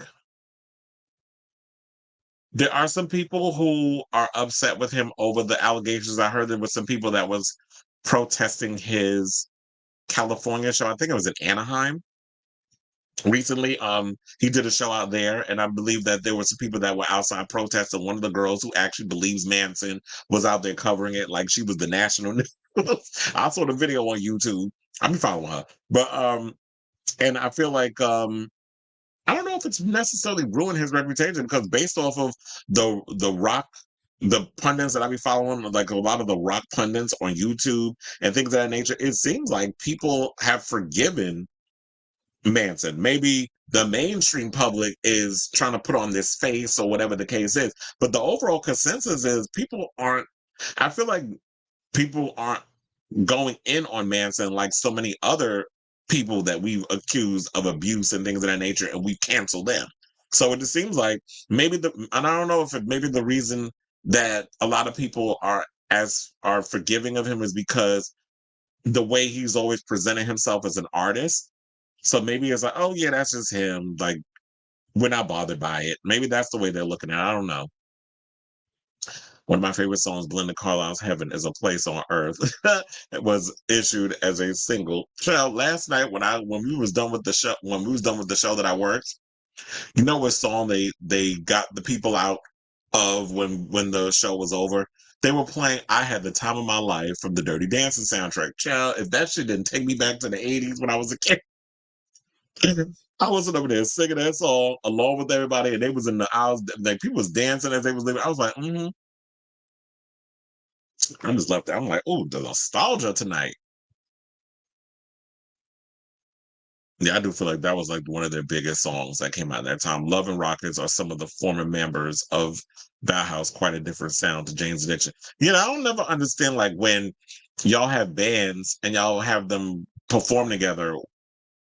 I don't get that whole juxtaposition. Like I always feel like y'all could be similar but different, like the sounds. I don't understand. Like I also find it weird when I work shows how people, if you have multiple acts on the show, how some people only stay for one act. Like there's people that will show up for the opening act and leave because they don't care about the main act. It's kind of like when I worked the Weezer concert. There was some people there that came to see some of the opening acts and then left before Weezer came on. Because I feel that's kind of weird. That I wouldn't buy a ticket just to see one artist. Like I'd be there to see the whole thing. But then again, if I'm not a fan of that person, you know, why would I go? Why would I even go for that? Like I'm not only gonna pay to see a 1 hour set from somebody. But then again, I'd be like, you know what, let me just go down to the bar and get drunk. Instead of paying $20 for one drink at Madison Square Garden. Dave Navarro was a session guitarist for Janet Jackson and a few others. Cyndi Lauper is about to launch her tour. Well, I won't find out until next month. Well, not next month, in a couple of, because we were supposed to put in our blackout days last night. I'm like, whatever. I'm just open for whatever shows that they give us. So I'm trying to work every one. I'm not even scheduled for, I don't think I'm scheduled for the Conan Gray show, but I think I'm going to just go in and try to get on that show. That one and Sabrina Carpenter. I want to see if I can get on those shows. And I'm going to try to get in on, I know Charlie XCX's show was next Monday. I was not scheduled for that, and I'm mad. But I was like, I'm gonna go in, and I'll be like, okay, let me see if they put me on for that. So, like I said, I wasn't a fan of the music, but I knew who he was on stage wasn't who he was outside the stage. Are you talking about Marilyn Manson? Well, I feel like a lot of artists are like that. Um, But yeah, I think but I'm kind of on the fence about the whole Charlie XCX one. I think I want to see the footage and stuff to see if it's going to be worth me going in. I mean, I would get paid for it, so why not, right? I said I meant the concerts from you. You treated us, to Tony Braxton, Michelle, and Little Kim so far. Oh yeah, you know that happens. I be trying to bring y'all. I try to bring y'all to like inside my crazy brain. And then say he treated the you know when I be doing my little versions of people's songs, and I like making fun of Tony Braxton. I like doing her in karaoke because it's always a cackle. And say he created that dual persona. People don't understand BDSM or that lifestyle. That's why Manson was canceled. Y'all just aren't into kinks and freaky sex. Exactly. And I said, don't knock it till you try it. They said, if you down, please scream. I'm breathless. Gaga does jazz music. Listen to I'm breathless. Madonna. Well, we know that Madonna did the whole jazz. Madonna has pretty much dabbled in every genre of music you could think of. She may not have done a full jazz album, but there are elements when you listen to a lot of the songs, especially when you hear songs like I'm Going Bananas. Like that's pure jazz. As I listen to I'm Breathless, Madonna made original jazz tunes. I know Gaga has it in her to do. I mean, the funny thing is, Gaga has that Broadway show tuning type thing. That's another thing I would love to see her do as well. I would love to see Lady Gaga do Broadway. I would like to see her, like, if Well, I don't think it's gonna happen, but I would love to see her take over for Nicole Scherzinger whenever that she stops doing Sunset Boulevard. I would love to see her in that. Or I was gonna say Cabaret, but no, Adam Lambert, I believe, is about to start doing Cabaret any moment. I would like to see her in Gypsy. I would like to see her do any of those type of things. Like, I could definitely see a career of her doing Broadway, but I don't know if her physically, her body, she can able to sit up there and do that. Dig say, hey, what's up? I said, I feel LG7 should come out this year, not February. Word is she's about to do a 50 stadium tour. And I'm sure she'll probably be coming to my neck in the woods. Probably, what's that place? I'm sure she'll probably do, well, she's doing a stadium. More than likely, she's doing City Field because she did City Field before. So, um, I think she wants to have it come out in February. So by the time the summer comes, she'll be going out on tour and doing like 50 dates. And I like the fact that the artists are deciding to do shorter dates because it's like that. People don't realize, like, I don't know how it's happened from back in the day to now that artists really have a hard time doing 80 to 100 or 2 years, like 100 shows or even 2 years of concerts of promoting that album. Like that, I think maybe back in the day, people were going through the issues they're going through now. Oh, maybe what it is, because, somebody said that, oh, back in the day when we used to eat bread, nobody had no issues. Now, all of a sudden, you eat bread, everybody got a gluten allergy. So who knows? Maybe it's the fact that the climate is changing and it's taking its toll on a lot of our bodies, or maybe it's because of social media that we're becoming more aware that, oh, all these ailments that everybody's having. But I do think it's probably a mixture of both. Maybe it's social media, people being more vocal, and then also what they're putting in the food and everything, especially, well, I think in the United States mostly. The type of stuff they put in the food now, I think it's taking its toll on people's physicality and changing up how we process what we eat. It's a rumor has it that Marilyn created a film in 1997 with a groupie that his manager told him would ruin his career if he put it out. What is it, a porn film? Or was it adult type stuff in it? It said, good afternoon, dear love. It's been a while. I'm glad to see you and seeing your subscribers growing. Thank you. Well, I do have some stuff in the works too that's been happening. I don't want to speak on it, I'm just putting it out there as a tease. But there are some things that's in the works that's happening in regards to the channel and me collaborating with other people, because I did put that on the universe that I wanted that stuff to happen, that I want to give myself over to. Like, I can go on other people's podcasts and, grow my channel. So yeah, I do appreciate this, and I appreciate because if I don't say it enough, and I always try to say it after every show, I do appreciate all of y'all that come in and show y'all love and support for the channel. Even though, yes, it's slowly growing. I have monetized the channel and all the things, and I appreciate everybody that comes in, that watches the live, that comments, and it's the little engine that could, but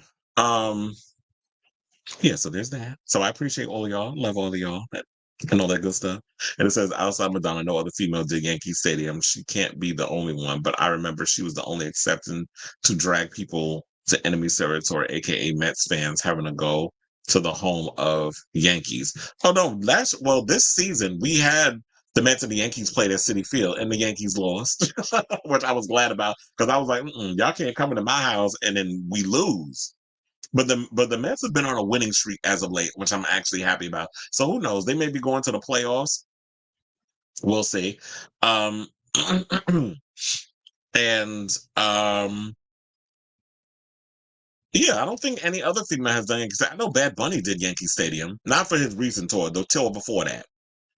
I think when he was promoting Verano Sin Ti, I think when he was promoting that album, he did Yankees. But everybody does Citi Field. Citi Field is like, I don't know. I guess it's the way it's set up. It's like really cool for a concert. So I would love to see her there. I know Pink did Citi Field as well. But yeah, most people come to Citi Field. I don't know, the way it's set up is more accessible. And of course, across the way we have Arthur Ashe Stadium, which is where we hold the US Open. So all of that is pretty much within proximity of each other. So it's like you could take the train to both. And one side, on the right side, we have Arthur Ashe, which is where we do the US Open, and on the left side we have Citi Field. So everything is within blocks of each other, which is pretty cool. And I said, yes, please comment, because it does help the algorithm, as well as liking and subscribing for the channel. and all that good stuff. So I appreciate y'all. Now let's move on to the show. And let's talk about Justin Timberlake, who, child, the people was out here clowning him over his recent little press conference that he gave. You know, so Justin Timberlake is being trolled for the pretentious, lengthy speech he gave outside a Sag Harbor court after pleading guilty to a DWI charge, excuse me, following his arrest on June 18th. Now, also, they was clowning him over what he was wearing, because they were like, "Chad, what are you out here wearing? Like your outfit looked a hot ass mess." And it was like, who dressed him? Because clearly it wasn't a homosexual, because he looked a hot ass mess of what he was wearing. First of all, it's been hot in New York as of late. Like, we've been having 85-degree weather in September, which technically it is still summertime, so I understand it. But why are you wearing a blue shirt, a sweater, and you have on these brown slacks? I was like, who dressed you? Was it Silas? That's his eldest. So the 43-year-old singer appeared somber on Friday. He gave an Academy Award winning performance as he spoke to reporters in the Hamptons after being ordered to pay a $500 fine and do 25 hours of community service, and urged people not to get behind the wheel of a car if they had one drink. I just feel like y'all should just make him do like one of them old commercials. Remember when they used to say, "Don't drink and drive"? Remember those old commercials from back in the day? If y'all don't, Google Schmoogle. I'm sure it's on the YouTube somewhere. And look, he got to do 25 hours of community service, which is a cackle to me. Well, it sounds like pretty much with what I had to do once upon a time when I got locked up for assault. I got into a fight because I was drinking, fighting out in the club outside. And then I got arrested, tried to make a run for it to the train station. The cops got my ass. Wound up spending the weekend in jail, because don't get arrested on the weekend, child. You're not going to see the judge until midnight Sunday, going into Monday. So I had to I pled guilty. I was like, whatever.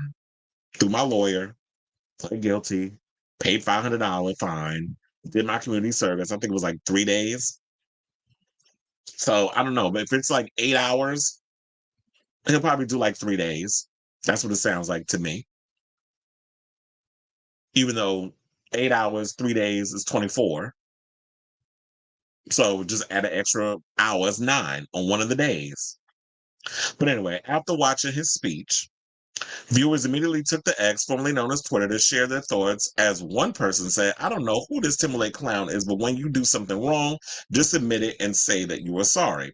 But stop with the moral lectures. You are the last person qualified to give moral lectures to others." Another person fumed, "Justin Timberlake, you are not an actor, and I see right through your little bullish speech," wrote, while a third wrote, "Justin Timberlake holding a teary-eyed press conference about his one DUI charge as if we all care. He really thinks this is the year 2000. Well, damn, the people's is reading him." Hold on a second.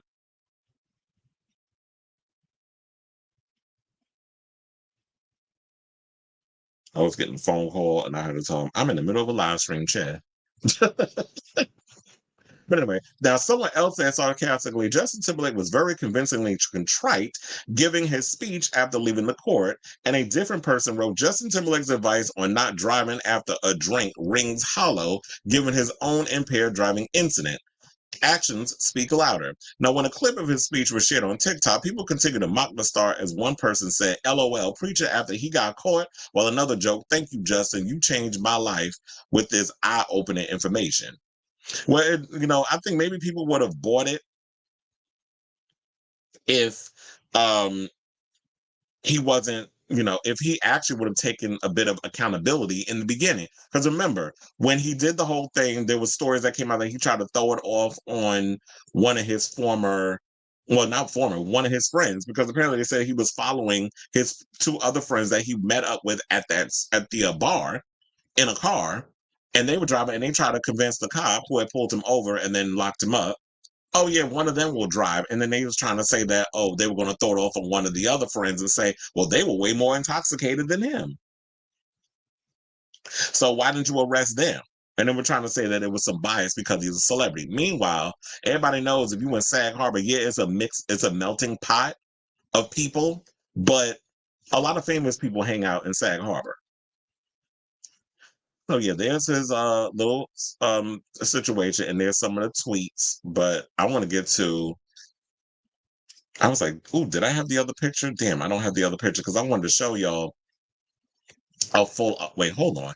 Let me pull it actually up. Of the full overall outfit that he had on because I want y'all to see what he was wearing, where the people was criticizing him. Because I was like, this whole look was a mess. Like, how you wearing blue and well, it looked like blue and brown. Okay, so I found it.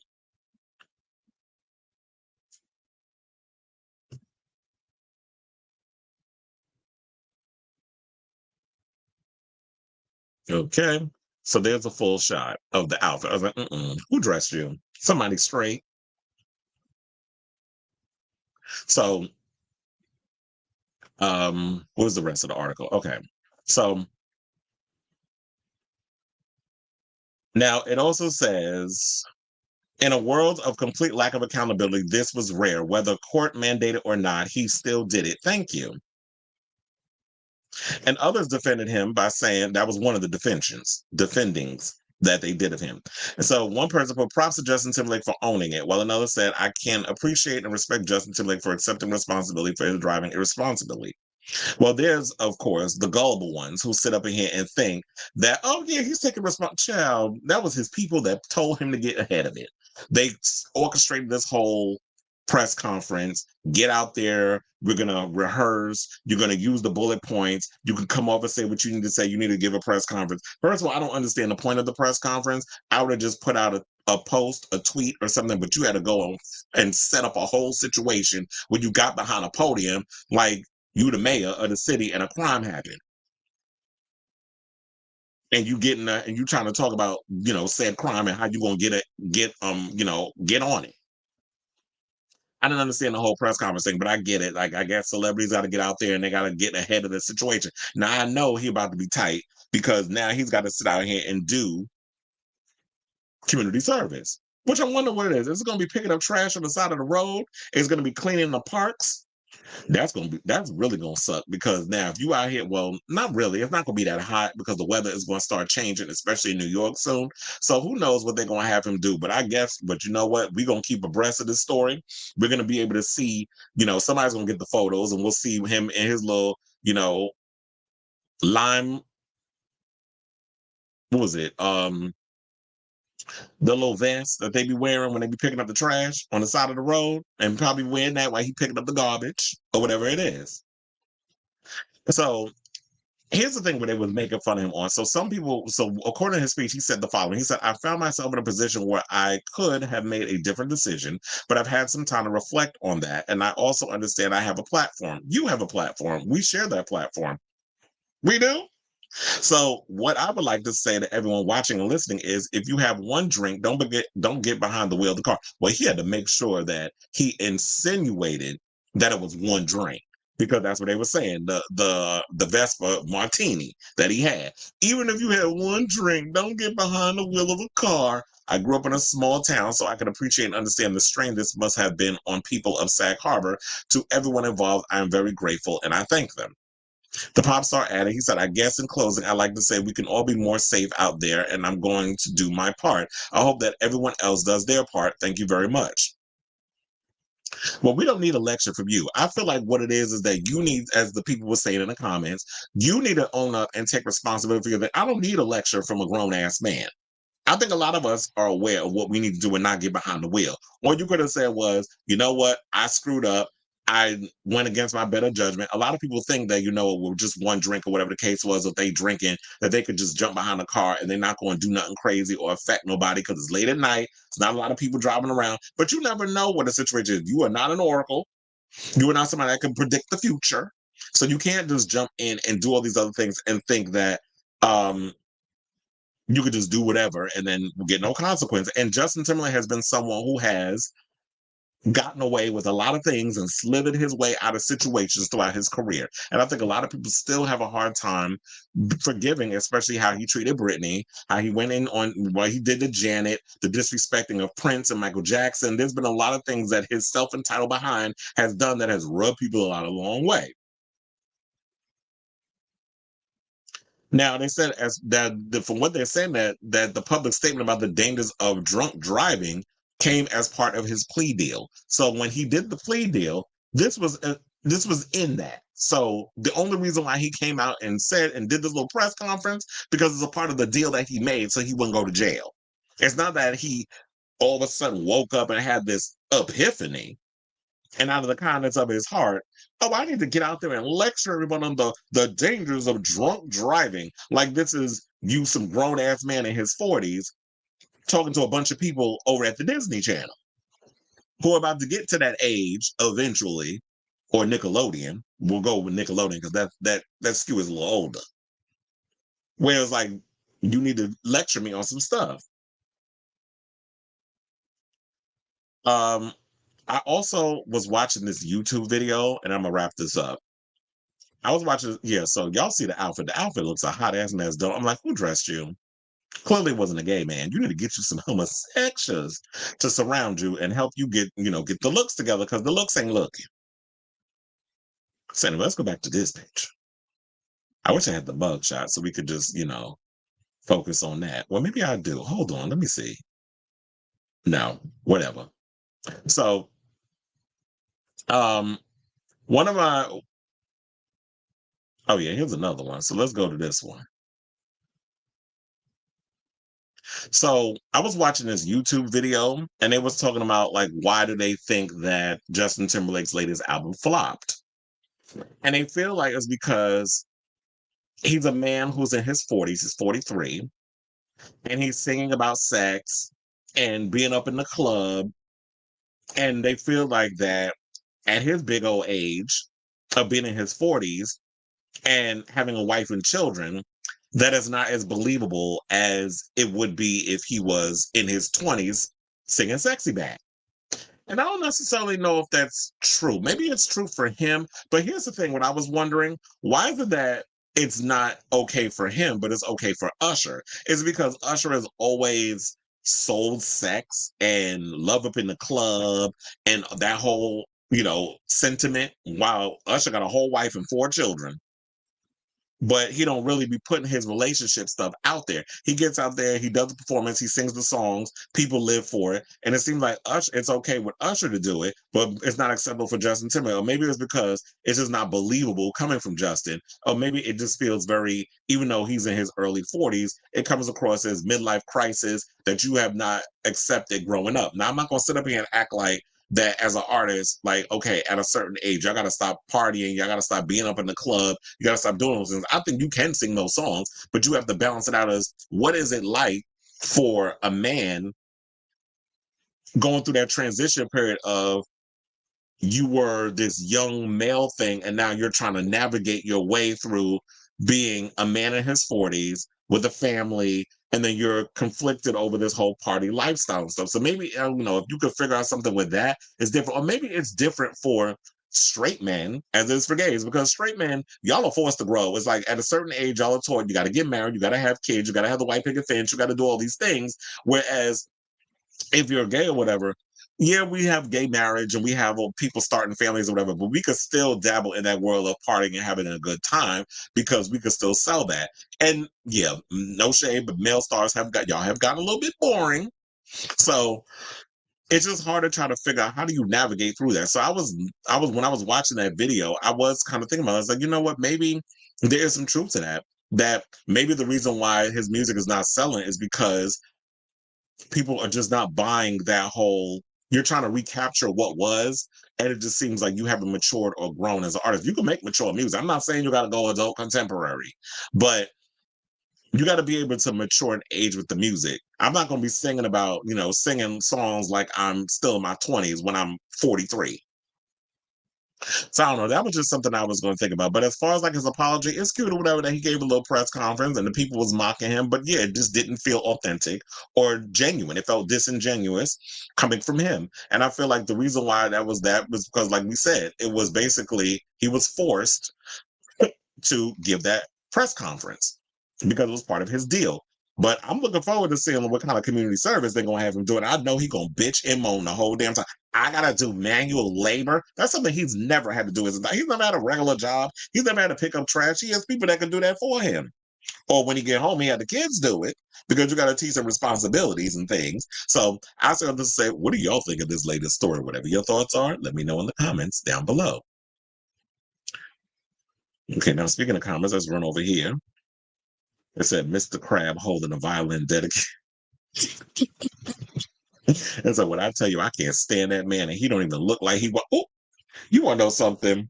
Maybe you would look. You and I on the same page because I don't like Justin either. It's like I liked I liked Justin back in the day. I liked his music and stuff. Excuse me.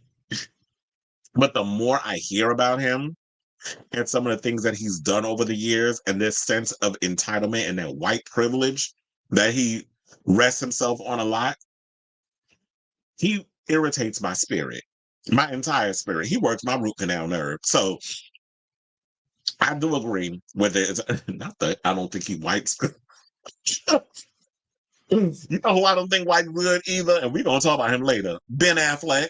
The way his he looked like he be having like if I because you know I am an ass man. So a lot of times when I see him in jeans, it always look like he got doodle back there. Like why his pants be looking away? Like they don't fit on his body right. So I be looking at him like sometimes when especially when he with Hennifer, I be thinking like, damn, like you be that stressed out. It look like you don't even be washing your ass. Like he do give me like this thing. You know, it was another one that I be thinking that too. And I was looking at him the other day at the VMAs, and then I was thinking that every time somebody hugged him, Post Malone. I heard his new album is actually good, but whenever I look at Post Malone, I've been looking at him like, I wonder what he smell like. Hey, don't shade, don't judge me, but I still would hit it. I don't know. There's something about Post Malone that just I find sexy. I do. I told you my taste is all over the place. Sometimes some people have like WTF moments, but it is what it is. And I ain't got no shame in my game. It's an off topic, but did you see that Trump posted on True Social? I hate Taylor Swift, but well, yeah, taunt his ass. But the funny thing is, like, how you hate Taylor Swift and then you out here trying to sell Taylor Swift merch, which she needs to sue him on because he's mad because the Kamala Harris campaign has been posting things about Taylor Swift in regards of like her endorsement. And here's the thing.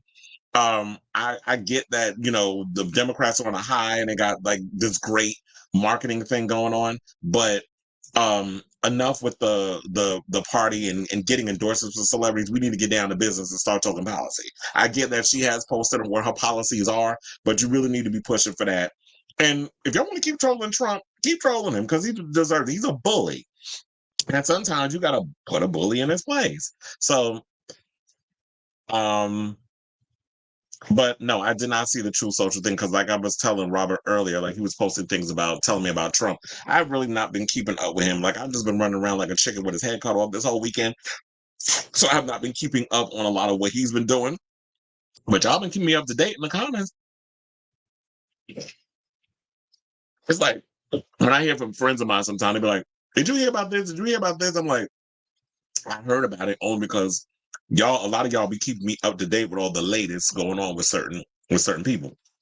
Travis says, like I said, JT can go in the country music and he would be fine because men and females in the country don't have the pressure to evolve or switch it up. That is true. It's like, and Justin has dabbled in country. He's done things with Chris Stapleton. Like his music dives into, and I feel like, and here's the thing, this is why I feel like this is where his white privilege comes in. People still be out here to my Beyonce ain't country music, even though she's from Texas, but when it comes down to JT, oh, it's more believable because he's from Tennessee.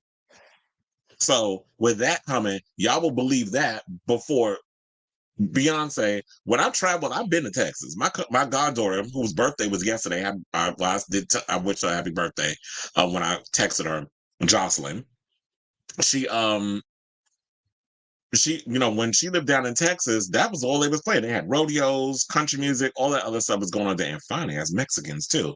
But so when I was down there having a good old time, visiting her for her graduation, That's that whole thing. So it's more believable with Justin Timberlake because he's a white male, and it'd be easy for her to transition that because we know what country gives versus a Beyonce. So I do agree. Like if it comes down to it, maybe he needs to just give up the pop. You'll still have your sexy backs and all that other stuff. But I do agree with you. I feel like at this point, if he wants to maintain a career, go into country or country hip hop because that seems to be the thing now. Like especially you can get Post Malone or don't work with Morgan Wallen because then people really be side eyeing your ass. Even though the country music community seems to have forgiven his racist behind, but that should be no surprise because what country gives. But when it comes down to it, I feel like do country hip hop, mash all that in, leave Timberland alone. I'm sure there's other producers out there that would give you what is given. Timberland has fallen off. His music ain't popping like it used to be. So, and that's some free advice for you, sir, if you want to continue to go for that. So I do agree. He needs to go in the country. Whereas it just seems like with male pop stars, they don't really exist. I want to see, that's why I'm looking forward to Conan Gray show, because I want to see what he gives on stage. First of all, that boy is so damn cute. But I want to definitely see what he gives on stage. And then I saw this other one. Who was that one that was just on that sing that song, Please Stay? I think that's what his name is. Where he did like a little flip. And then he had a little onesie, the little glittered onesie on. First of all, I was like, who is that boy? First of all, I've heard the song, but I didn't know who sang it. And I was like, oh, he cute. And then on top of that, well, hopefully he's of age because I don't be looking at nobody's children. That's like when one of my friends was talking about giving a side eye, talking about how they don't understand how people are talking about how Solange's son Jules is sexy. I was like, yeah, he cute or whatever, but I ain't looking at him like that. But who's that boy that came out with the little glittered blue onesie on at the green? Thank you, Benson Boone. I was like, first of all, who is that? Because I was looking at him like, oh, that boy is cute. And number two, he sang his ass off at the VMAs. Not enough people's talking about him. But I didn't like the fact that people was going in on him. Oh, well, you trying to be like Harry Styles. First of all, motherfuckers, Harry Styles didn't invent wearing a onesie. If you really want to take it back, let's take it back to Freddie Mercury. Don't do that. So we're not going to end David Bowie. He used to wear onesies on stage too, back when he was Ziggy Stardust and the Spiders from Mars. So if y'all want to sit up in here and talk about that, but I'm like, ooh, I think I could be paying attention to Benson a lot more. Because if you could sing and you attractive, I'm gonna start paying attention to you. I wouldn't be surprised if he's family. If you know what I'm saying, and I think you do. I said the Harris campaign for the win. They keep saying it will be Trump victory like 2016. Only problem is it's not going to happen again. They're out of time. One of my friends I was conversing with yesterday, first of all, she was filling me in on a lot of tea. And I really wish I could tell y'all this Nene news, but bitch, I was sworn to secrecy. See, now why I went and put it out there? Well, y'all know some shit is coming. I'll tell y'all that. But that's a little teaser. But I have to keep this secret. And so just so y'all know, when some stuff comes out about her, because she is doing the Emmys tonight. Just know that I'm sitting on a secret. In the words of what's her name? Alyssa Edwards. But what is it? Oh, so yeah, they said we was having a conversation and there was somehow that they feel like, oh, they will vote for Trump just to treat the Democrats a lesson because they feel like the Democrats aren't really listening to a lot of the black men. They take the black vote for granted. So I said, I'm not cutting off my nose to spite my face. I understand both sides is, what it is, but we cannot let that wannabe fascist get in the office again. And that's why I don't understand why people aren't driving this conversation home. This is not the first time Trump has run for president. He's been the president already. So why aren't people bringing up the fact that when he was president, this is what he did? Kamala said it a few times, like maybe once or twice during the debate. But I feel like y'all need to consistently remind people when y'all talk about, like, y'all act like, did y'all forget what it was like when he was president the first time? That's what that team needs to be reminding people of instead of being so quick to talk about all this other stuff. Remind people of what the world was like when he was president. And stop bringing them the $1,200 stimulus check because we know what that, if y'all really did your research, you know how y'all got that. It was not because of him. He wanted to hold it up because he wanted to put his name on it. He wanted to sign the checks like he was literally giving them out, like he was throwing toilet paper at them damn Puerto Ricans when they was going through what they was going through. Or with the paper towels. Same shit, different toy. You can wipe your ass with both, but I wouldn't recommend wiping your ass with no damn paper towel. That shit hurt. That's why I stick to dude wipes. If you really want to wipe and get clean back there, use some tissue, but also dude wipes. So it's so fresh and so clean and minty because it smells like mint. So now that's an endorsement I need because I use dude wipes. So dude wipes, if you listening, if you tracking this thing, endorse this show because I wipe my ass with y'all. That would be the perfect slogan. I wipe my ass with y'all. It's an endorsement once again, Out of Touch Media. His VP girlfriend allegedly and MAGA trying to separate himself from Laura. Oh, is that the one that was singing that horrible ass song for the firefighters? And they said the cats and the dog comment might have hurt. The eating the cats, eating the dogs, eating the dog, eat the cat. I need to pull up that song again. Remember, I played it in the last episode. I need to clip that up and put it on TikTok so that shouldn't go viral. So when I go back into the archives and I have to start editing and putting things, I need to post that online. Listen, even Farrell stopped producing music because he is smart. Well, he comes around every now and again. He does put out songs. He did produce. He did that Joy song, which they actually played at the show that I worked last night, but that was before the show started. That he used for the runway of one of his shows, I think in Paris, because he designs for Louis Vuitton, and he produces every now and again. He did songs for Beyonce's Cowboy Carter. So Pharrell comes out of retirement every now and again. Damn, I wish I would have brought up that story. I was probably saving it tomorrow. Him and Chad Hugo. There's a situation going on with them. He said they ain't spoken years. I'm like, well, duh. Probably ever since you went solo, y'all ain't been speaking. But it said Benson Boone is Gen Z's male pop star of the year. We have a new one every year, hoping it. Yeah, I hope he sticks too. I hope Benson Boone blows up like Chappell Roan. We need one of those.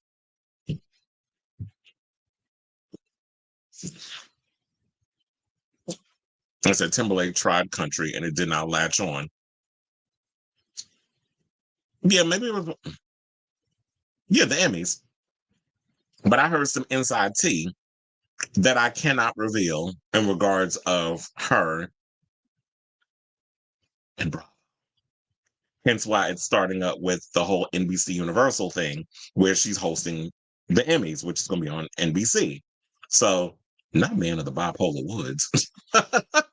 That's why I said the problem why I didn't stick is because it was all over the place. And I feel like if you're going to do country and hip hop, you have to commit to the sound. I don't think he was willing to commit to both sides. I think I think the problem with Justin is he's having an identity crisis. He doesn't know who he is as an artist, and he hasn't figured out how to navigate and make that work. And I think that's why his career is suffering, is because he hasn't figured it out. It said that Nene tidbit got me so excited.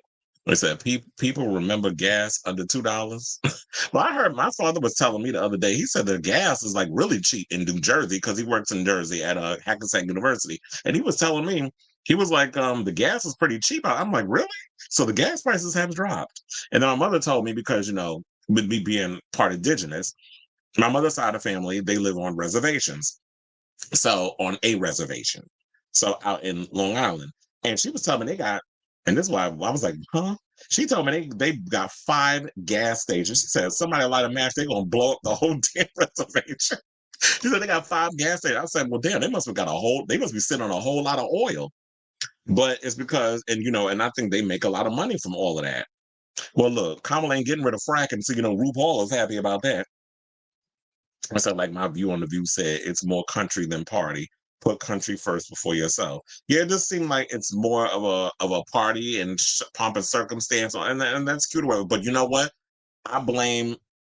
Are we to blame for this, or is it the media? The fact that we've sensationalized and we put on this, everything has to be a show. Everything has to be reality. We're so engulfed in this whole world of reality TV that people have a hard time wrapping their head around like, okay, let's put all the pomp and circumstance to the side and let's talk politics. Let's talk like how are we helping the people instead of all this showboating and the pyro and all. Everything is entertainment now. Even politics is all entertainment. And it's like, could we blame? Does it go back to Reagan? Because Reagan was an actor and voted and became president. So did it all stem from that? Well, I feel like Reaganomics has pretty much turned this, like, this is where we are because of Reaganomics. The cat eating comment was enough for me to move blue. I was undecided. Well, you know what?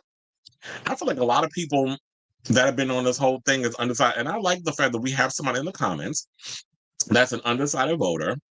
And you voted for Trump. Oh no, we about to fight. No, I'm just playing. I wouldn't fight you over that. Look, I know people who are Trump supporters. And the thing with me is I don't want to judge people or be like, oh, what, you voted for Trump? We can't be friends. My thing is when I talk to people and we have conversations, I like to have a one-on-one conversation. Well, why did you vote for Trump? And then I try to come with facts, but with him, this is what was happening because of this. And then I'm also another person who's a realist when I will call out the Democrats on things. That's why I think most people like and relate to the show because I call out everybody on a shit. Nobody is beyond reproach, in my opinion, including myself. I don't sit there and try to act like I'm above everybody and act like I'm better than anybody. I always try to come people on a personable basis situation. So it's a one-on-one situation. I don't lump everybody under one umbrella. I don't like people doing that to me, so I don't want to do that to everybody else. And I like the fact that, you know what?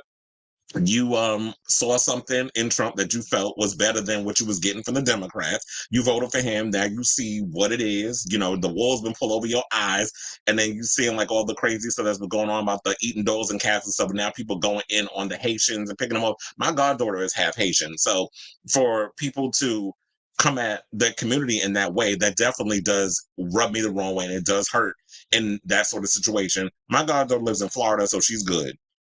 I don't understand why she in Florida, but that's where she's residing. But yeah, with all that, and you don't realize that with the stuff he says incites riots and violence and all that other stuff, you don't want that. So um if that swayed you to vote in a different way, kudos to you. You said Hassanabi made a good point about how Gen Z grew up in Trump's America and grew up with liberal values that we saw online. Now that we're older and can vote, most of Gen Z does lean blue.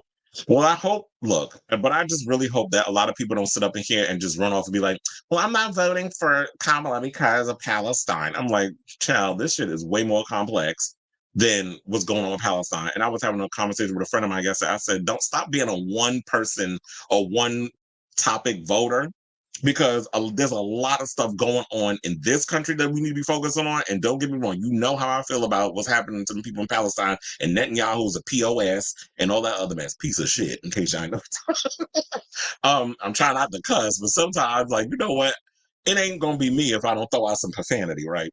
So, with all that being said, I just worry in that situation. But anyway, let's move on because I want to hurry up and finish this show before I could push for like 3:30 because you know I gotta get to this show that I have to do tonight. So it's like he also brought up a good point on how a lot of men and Gen Alpha kids are growing up on red media, Joe Rogan, etc. And maybe that's because one of my friends was another person the person I was talking to last night was talking about that how three of the husbands from the Housewives in New Jersey are trying to kind of go into that whole Rush Limbaugh, Joe Rogan type of thing, I guess, to get fans or people into like they said that I think oh my god, Joe Bonino, Frank Catania, and Rachel Fuda's husband went on some podcasts about how they Trump supporters and all this other stuff.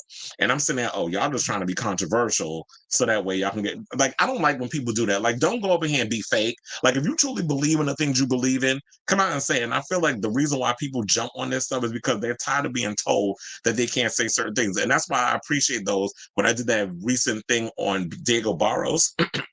And sometimes I sit up in here and try to curb my mouth and worry too much about, well, I don't want to get canceled, but I'm going to just say this, or misogynistic for saying this. But there are a lot of men who don't like the fact that women are coming to a lot of gay establishments because of how some of you women behave in our establishments, particularly when you come to gay bars with the way y'all be acting like y'all want to treat gay bars like they're your little private bachelorette party, and y'all not respectful of the drag queens and a lot of the gays who pretty much just want to go in and have their own safe space. Because I come from a time where it was like, yeah, you couldn't really, I mean, yeah, even when we was in New York, we were still having our issues in regards of being accepted for being gay and gay abuse and bashings and things of that nature. And at times when you want to let your hair down after work on a Friday or Saturday night, we would go to the Roxy, we would go to Splash, where I would go in, happy hour, and then it'd be turned to a club at like 9, 10 o'clock.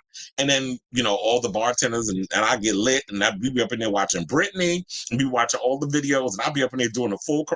What was it? Oh, I remember I did the whole performance of Holla Back Girl in front of everybody, and the people was That's like taking it back. And then how like Madonna, I would sit up in there and sing every word. And it was just like it was just those memories and all that other stuff. So we want to go and let our hair down. And at that time, we would have girls come in and they were respectful. I don't know what happened.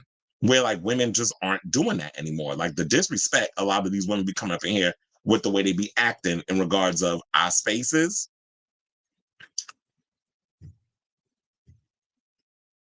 I said Laura Loomer said if Kamala Harris wins the House, it will smell like curry. Oh, Marjorie Taylor Greene is up here with them web toes she got. It's trying to tell somebody it's racist when she went and was coming at Jasmine Crockett, and Jasmine Crockett had to get her ass all the way together. So now all of a sudden, you the moral compass? Chappell Roan is not playing games. The photographer pressed Roan and Lord. Oh, you talking about at the VMAs? Well, the photographer said that he wasn't talking to her. I guess he was talking to her publicist. The public, because sometimes these publicists be out here being messy. But Chappell should not have jumped in. I understand they'd be like, "Oh yeah, that's rock star stuff," but it opens the door to a Real House. Mm-hmm. Maybe. Let's move on. It said we never liked Timberlake like that. We like insane. Timberland's solo career is a product of Timberland. The last guy I was in love with got a oh. They said with a Trump supporter and was good friends with a bunch of them, as long as they're not in my face about their value. Yeah, that's what I said too. Like if you get to a point, because I know some people be like, well, no, if you vote for this person, that means you're against my values. Like if you're against me being a homosexual, if you against me having the same opportunities as you, then we can't be friends. And I understand that. Like if you feel that way about me, like if you want to deny my rights, if you voting against me having the ability and the right to do something, then yeah, we can't be friends. And also said it's generally helpful when people explain why they used to vote more right wing and what changed their mind. Humility is far more progressive than perfect politics, but a judgmental attitude. And I said, yeah, that's why I always want to get into people's heads. It's like, why did you vote that way? What made it about this person that made you want to encounter or vote for them or whatever the case is? I always want to get in people's heads and try to understand where they're coming from on why would you vote for this person? And I'm like, well, maybe you're not familiar with Trump as I am because born and raised in New York, and we used to see how Trump was. Like when I said earlier, when he's trying to come out and talk about, oh, well, if y'all vote for him, he's going to make sure that immigrants don't get a right to rent houses and all that. I said, well, first of all, you was doing that to black people back in the 70s. You and your nappy, dusty ass father. So what makes people who vote for you think you're not going to still do that to them? Like history, we can, Google is everybody's friend. If you Google Schmoogle, you will know the history of how redlining and all that other stuff, especially within the Trump family, has been notorious for not wanting to, rent to people of color. So I wouldn't vote for somebody, we gonna spite them immigrants, but it don't necessarily mean he's not gonna if he's gonna keep his word because everything come out that man's mouth is a lie. And then let's not forget if he get in office, yeah, you may be affecting the immigrants, but also, all that other stuff that's coming with Project 2025, and we getting crazy ass JD Vance. That's what y'all want up in there. Y'all really think that y'all just getting Trump? You're getting JD Vance, you're getting all these other crazy nut jobs that comes with that. It all comes as a package. You're not just getting one person. So anyway, let's how many more topics we got? So I think we got like 6 more topics. We could scheme through these. But anyway, let's move on with the show. And let's talk about Britney. So Britney Spears revealed that she's cut people out of her life due to mind games in a candid Instagram post uploaded on Saturday. Now, I don't know if it's still there because, a lot of times when it comes to Britney, she is exhausting. Like, I don't even at this point try to even pull things up from her anymore because she likes to post things and then freaking delete it. It's exhausting. It's like, girl, your Instagram must have one photo at this damn point because you constantly put things up and then you remove it. I don't understand why. Maybe it's the mind doing what it's doing. But anyway, let's move on. Now, on Saturday, September 14th, the Princess of Pop accused people of playing mind games and damaging her self-confidence in a post on her IG account. She revealed how she responded to the behavior and how she's moving forward. Now, Britney shared 3 older photos on her account saying that they were good for self-identity, self-awareness, and self-esteem. So I can't tell you how many people I've split from this year because of mind games. Sweet, naive girl like me, and boom, in 2 seconds, people can really damage your confidence if you were too open like me, she wrote in an accompanying caption. So I'm coming full circle, and these 3 pics were the main ones that were identical in looks as my recent gold dress I like for things to make sense in this crazy world. Well, girl, I don't know. It wasn't making sense what I just read, but anyway, but I'm just so um I totally get where she's coming from with that. I was just trying to make a little joke, but because sometimes she be writing something like, "Sis, what are you talking about?" But I get it. It's like the fact of the matter was, Britney is somebody who I feel like is too open and too trusting, and a lot of times the people that she does invite in her life, maybe she has just the worst judgment of character. I don't know. Can we blame it on her being an old Southern nice girl, whatever the case was? But you get a lot of when you are a person of a certain status, a lot of people try to come in your life and they can be vultures. And it does kind of make people wonder, like, okay, so when you talking about that, who are you talking to? Are you referring to um what's his name? Paul Solis, the got the handyman that you hired that was the felon that got all them kids.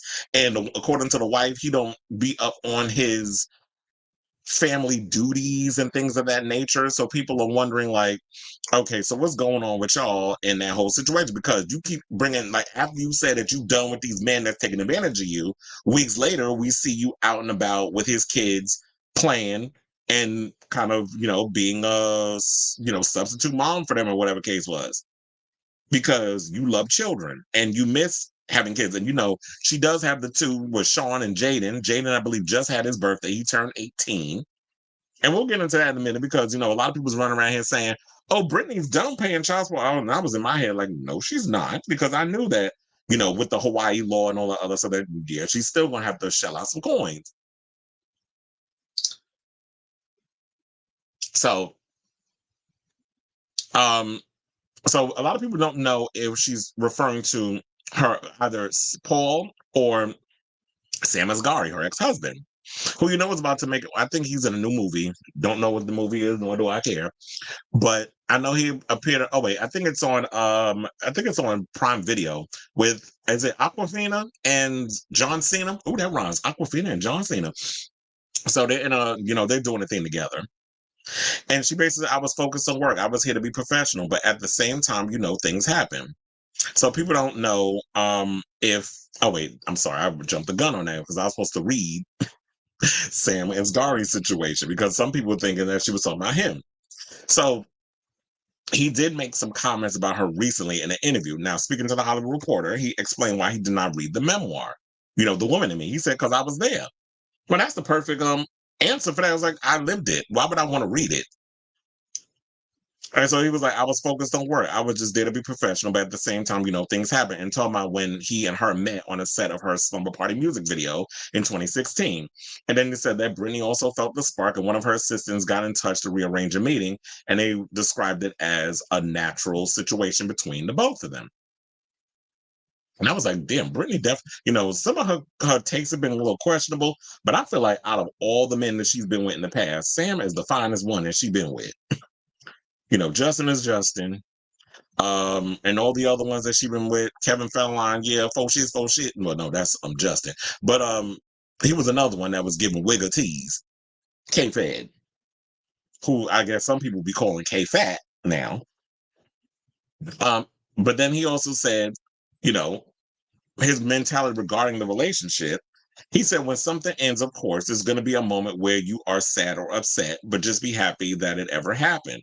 Celebrate the past. That's how I look at it. Now, amid rumors of a potential, because people are saying about the whole thing with him, that there are rumors going around that he signed an NDA and he cannot speak on the relationship.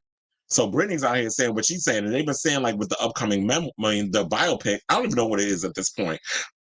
I keep hearing conflicting reports. It's going to be a biopic. It's going to be a musical. I believe it's a biopic. And that was the latest story from the major trades. That's what it is. It's supposed to be.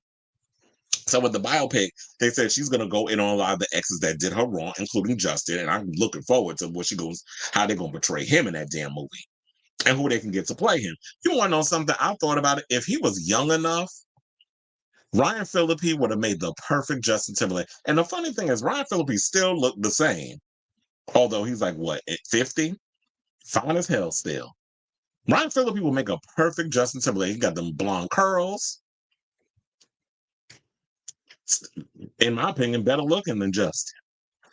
But I think that's where some people said that his son Deacon would be a better choice. But I don't know if Deacon can act.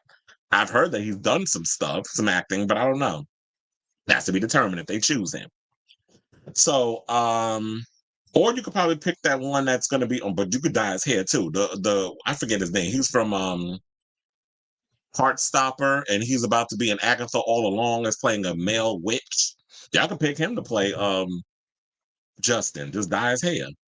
I'm sorry, you probably going to get a damaged bleach job like Miss Camila Cabello, but I think he'd be a good choice. But he said that the reason why that I don't know, he didn't say whether or not there is an NDA, but he also said that the reason why he doesn't speak about Britney is because he said, if my life is private, it's private. It's just the values that he has. And even a friend of his said that he has never spoken about his relationship with Britney. So I really don't know too many details. Sam always handled it in an honorable, mature way. But what actually happened, I wouldn't be privileged to know. And to me, I know a lot of people try to come out and try to make Sam seem like he's an a-hole. He was not a stand-up guy, whatever.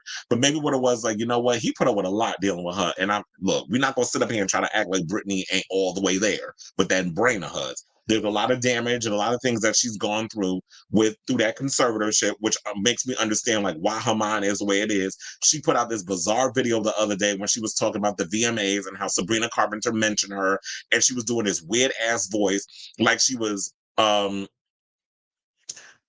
what's that boy name from The Sun from you ever saw The Shining where Jack Torrance and Jack and Wendy's son does his little voice of Tony, his little mad labor. Hello, Mr. Torrance. Like that's what her voice sounded like the other day. Like she's doing this weird little voice, and I'm like, what the hell is wrong with her?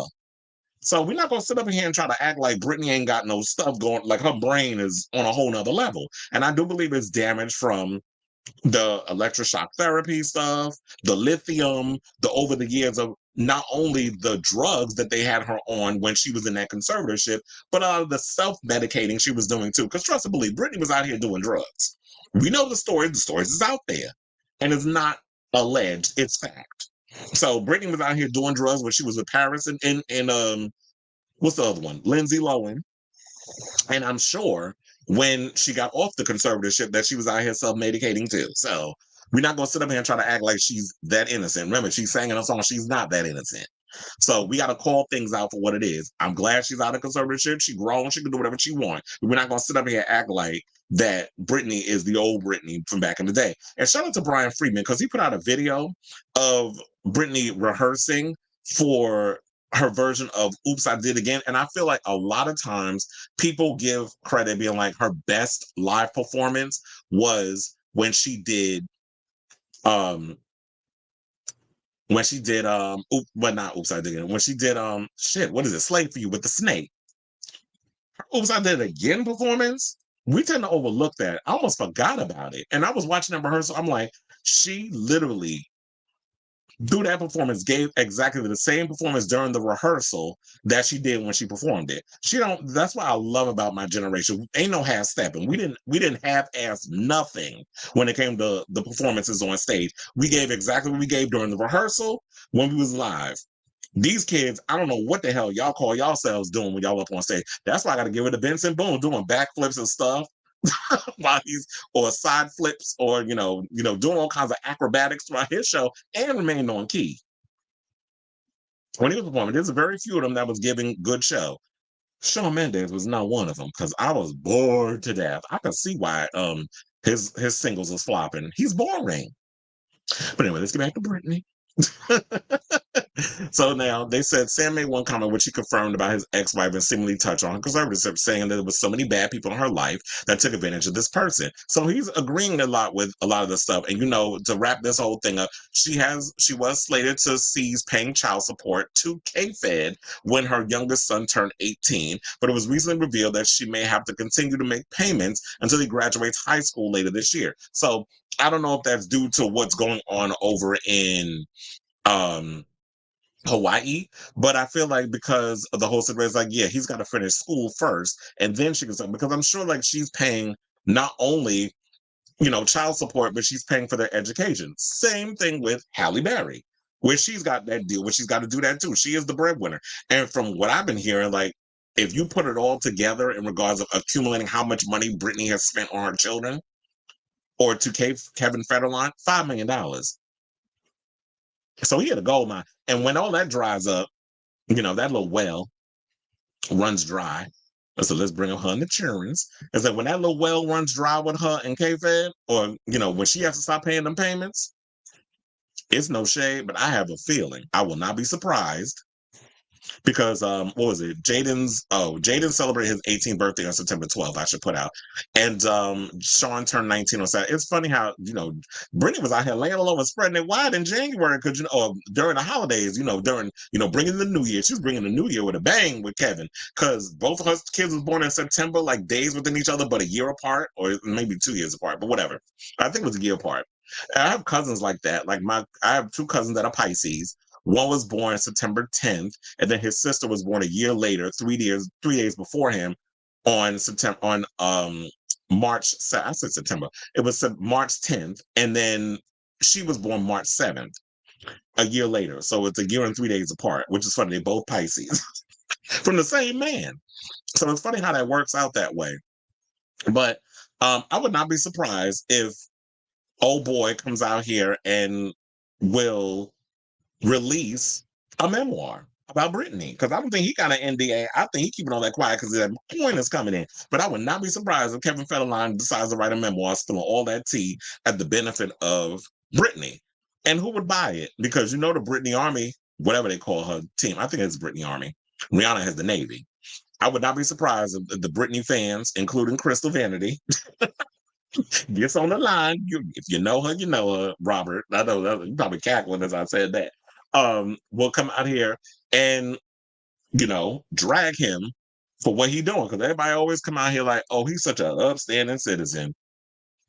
But yeah, I would not be surprised, like what they were saying, the people's out here trying to get a payday from her. So I say all this to say, what do y'all think of this story? Whatever your thoughts are, excuse me, let me know in the comments down below. Okay, so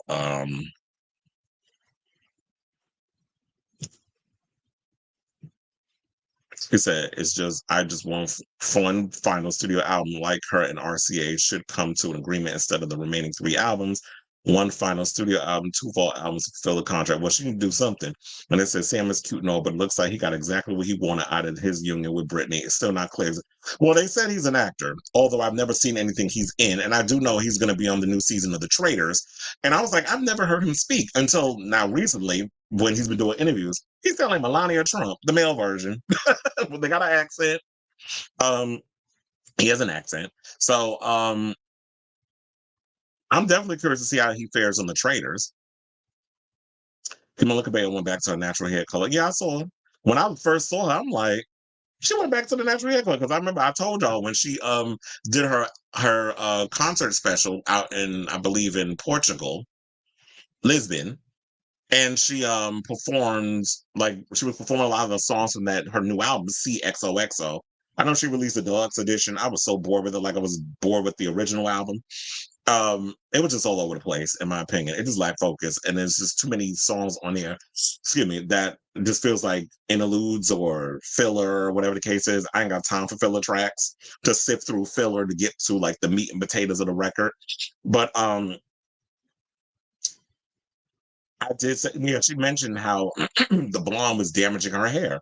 I was like, it's not worth it. Be like Miley Cyrus and Hannah Montana. Just throw a wig on. If y'all want to go out here and try new looks, don't damage y'all hair.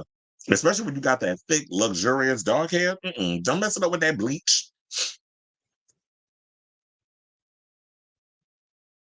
Like I said, oh yeah, as I said, people think he went through the ringer and came out like he didn't want to be there, but is forced to fulfill the child. First of all, look, if you don't want to do it no more, just go away. And they said, oops is never overlooked. Are you kidding? That was MTV 2000. That performance was amazing. I mean, yeah. I mean, feel like a lot of times it does get overlooked because I feel like people get caught up in the was it not people get caught up more in the Slave for You performance because of the snake and all that other stuff. And I do feel like a lot of times a part of the conversation the "Oops, I Did It Again" performance is never brought up enough. So both were iconic performances because I feel like both of those should have been put up in there instead of some damn Katy Perry's "Roar." I don't know. Well, we already know how that won. That was payola. But and then I also watched her recent music video, "I'm His, He's Mine" with Doechii. Like everything else, I just felt like it was anticlimactic. Now it makes sense because I was like, what happened to that music video where she was seen making out with that dude in Spain? That was the video. It was anticlimactic. It was cute or whatever. She was trying to throw up, push the sex thing. And I have to say, Katy Perry looks good. It's just these songs ain't working. And shout out to those, well, not shout out, to the overall disrespect that I'm seeing from people because I seen like Neighborhood Talk posted it. The lack of education on some of y'all.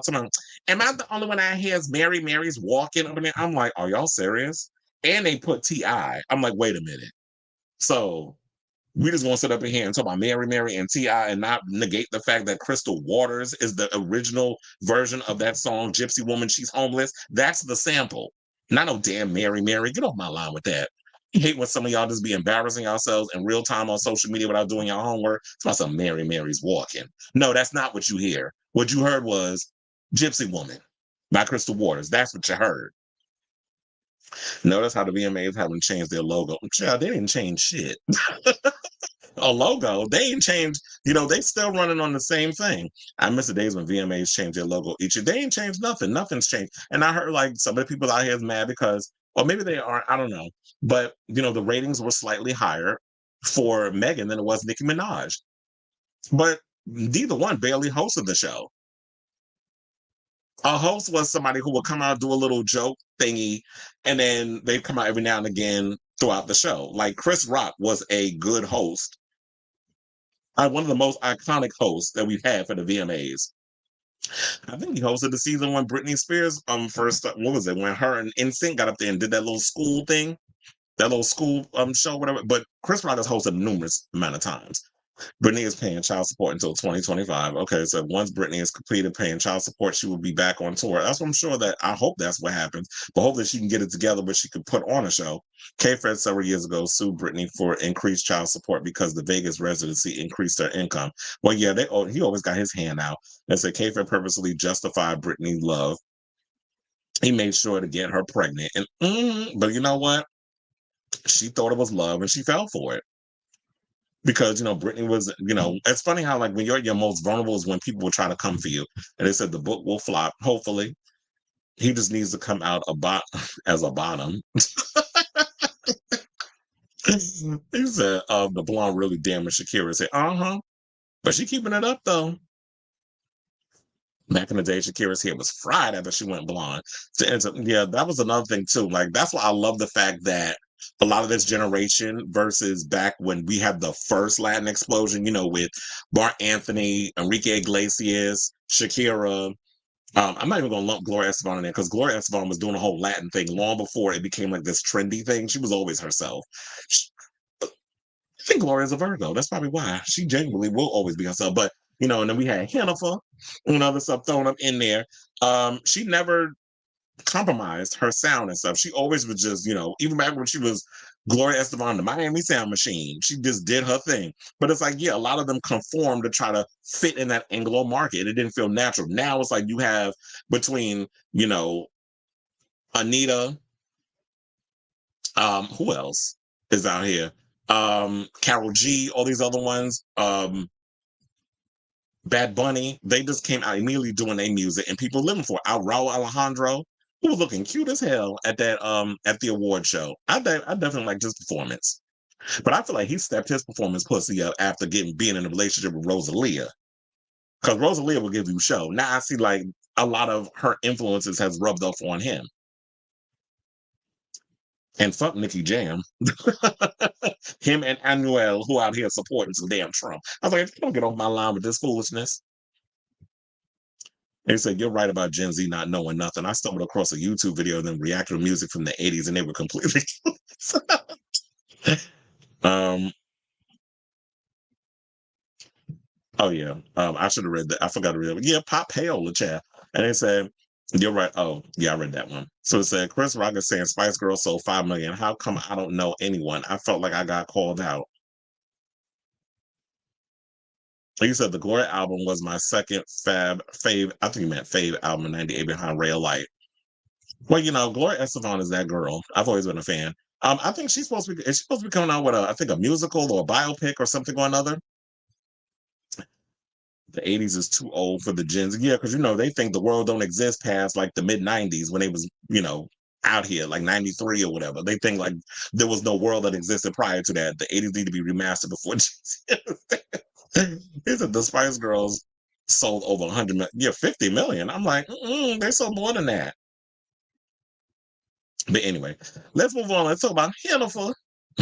Always got to start the show with that line where they were apparently spotted spending quality time with their kids amid their divorce, which I just find that weird. Like, why are y'all even hanging out and doing all this other stuff okay, so what's going on? Like, are y'all getting a divorce or no? Like, I don't understand how y'all trying to still have a thing when it's like, if I file for divorce and we get in separate houses and I'm not trying to make it work. Like, divorce means I'm done with your BS. I'm tired of your gaslighting, your passive aggressiveness, your mood swings, and I'm not trying to make it work. But it just seems like donkey booty and duty booty.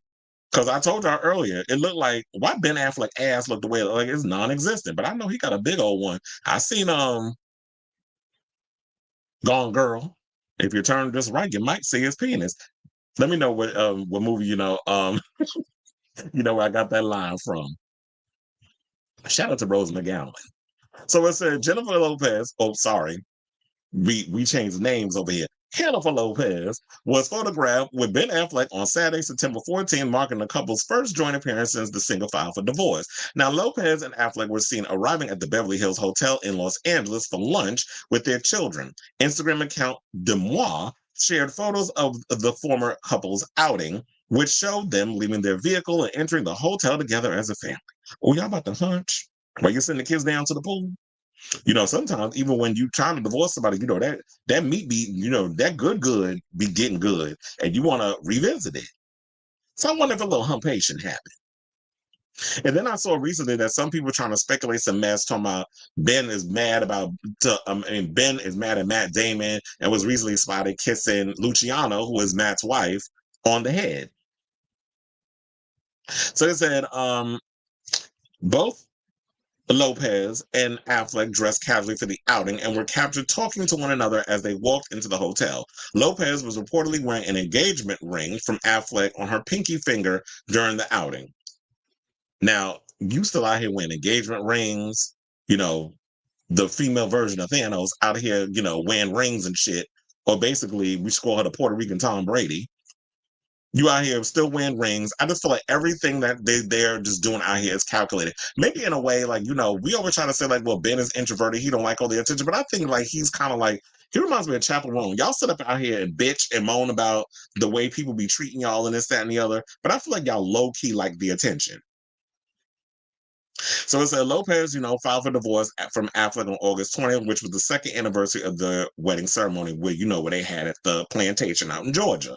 Now, following the Marry Me star's divorce filing, reports suggested Affleck was dating Robert F. Kennedy Jr.'s daughter, Kathleen Kennedy. Affleck's rep denied the reports, telling Us Weekly on August 27th, there is no truth to any of it.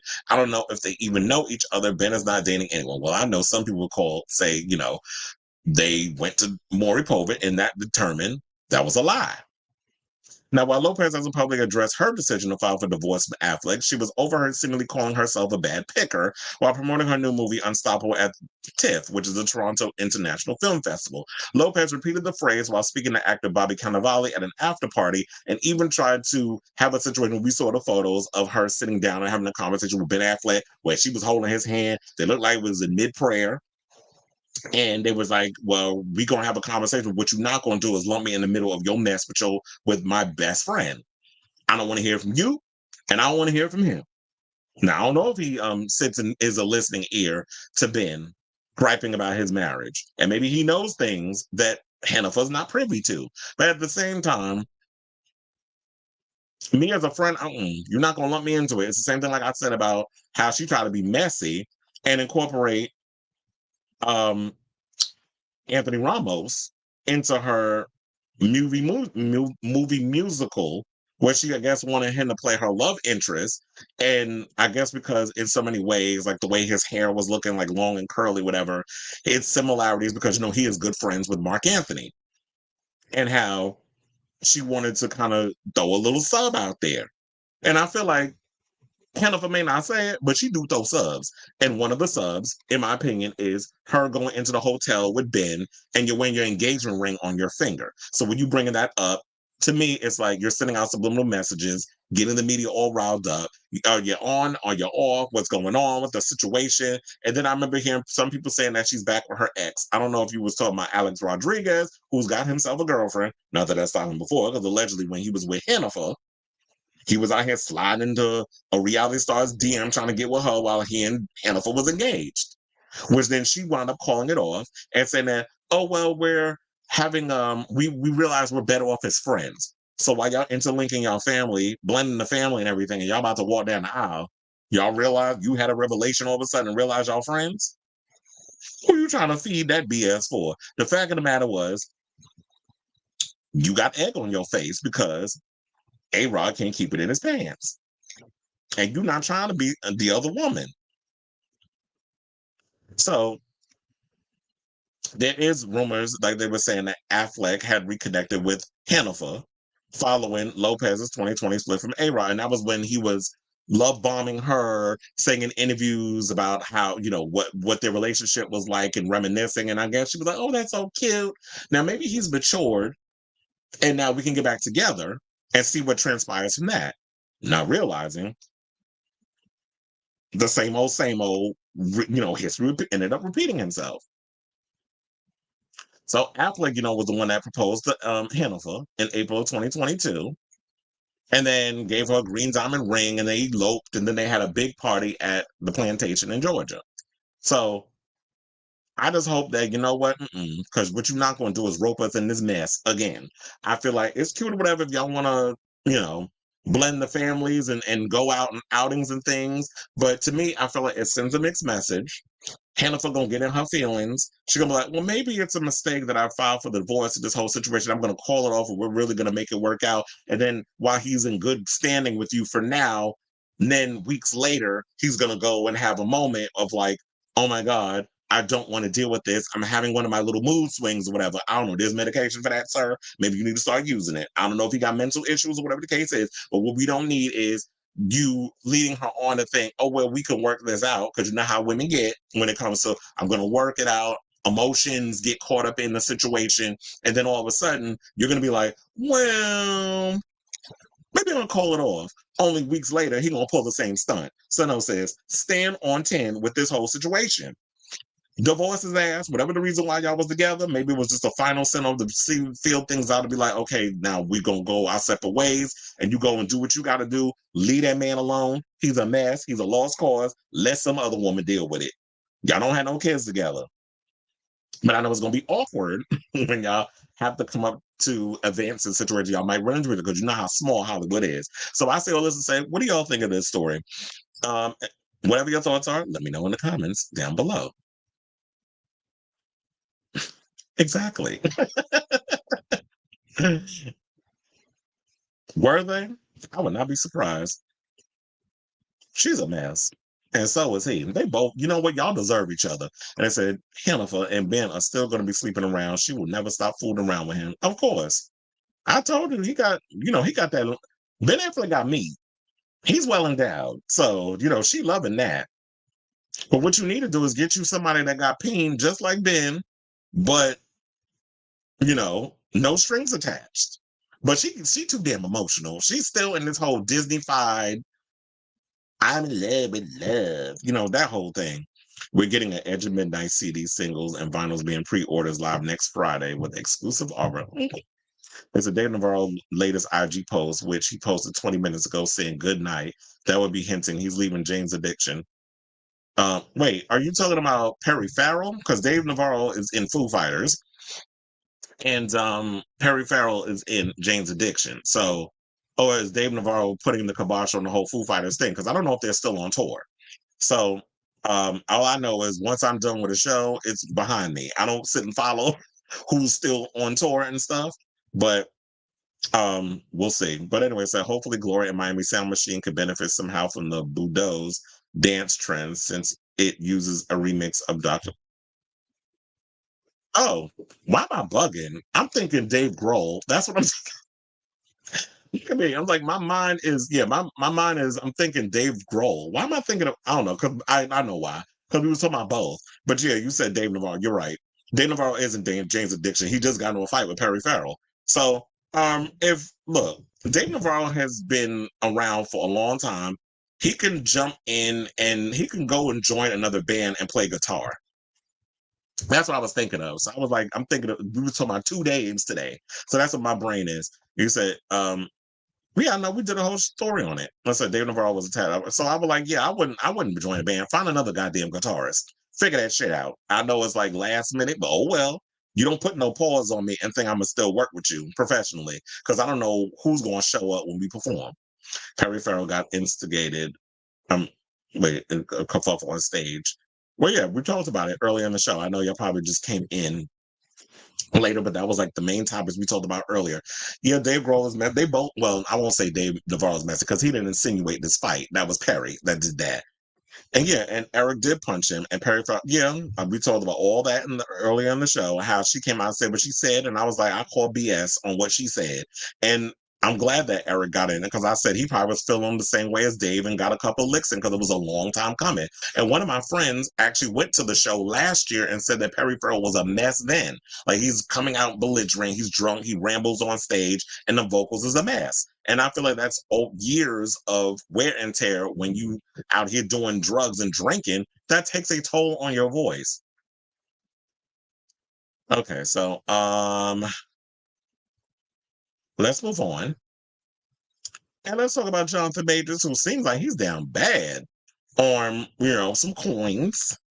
Because it seems like to me that he's going through it because, he's got to make his money, you know, remember, we talked about a couple of weeks ago. Well, not even a couple of weeks ago. I think in the last episode that we did, that allegedly the word is that Megan Good, his girlfriend, has been taking care of him because he has not worked since the whole trial situation, and he was fired from other movies. It was a movie he did where he was supposed to play a bodybuilder or something or another. That movie's been shelved. He was supposed to play Dennis Rodman. That's not happening. So I don't know if the movie's ever going to happen with a new actor or whatever the case is. But Jonathan Majors, his career is pretty much, I won't say dead because there is a movie that I heard that he's supposed to be signing on to do. I don't know when that's going to start shooting, but in the meantime, he's doing,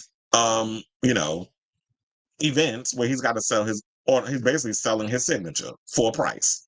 So on Sunday, September 15th, the actor, that's today, I don't know if he's there already, will head to the Valley Forge Casino Resort in King of Prussia, Pennsylvania for the famous Monsters Festival.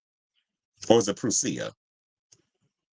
At the event, the 35-year-old will have a special offering for fans willing to pay the price. Now, according to the Hollywood Reporter, attendees have the opportunity to purchase autographs for $140 and professionally shot photographs for $160. The Creed 3 star confirmed his attendance in a promotional clip shared to the festival's social media. St. Jonathan Majors makes his first ever convention signing appearance. King of Prussia, Pennsylvania. We'll stick with that.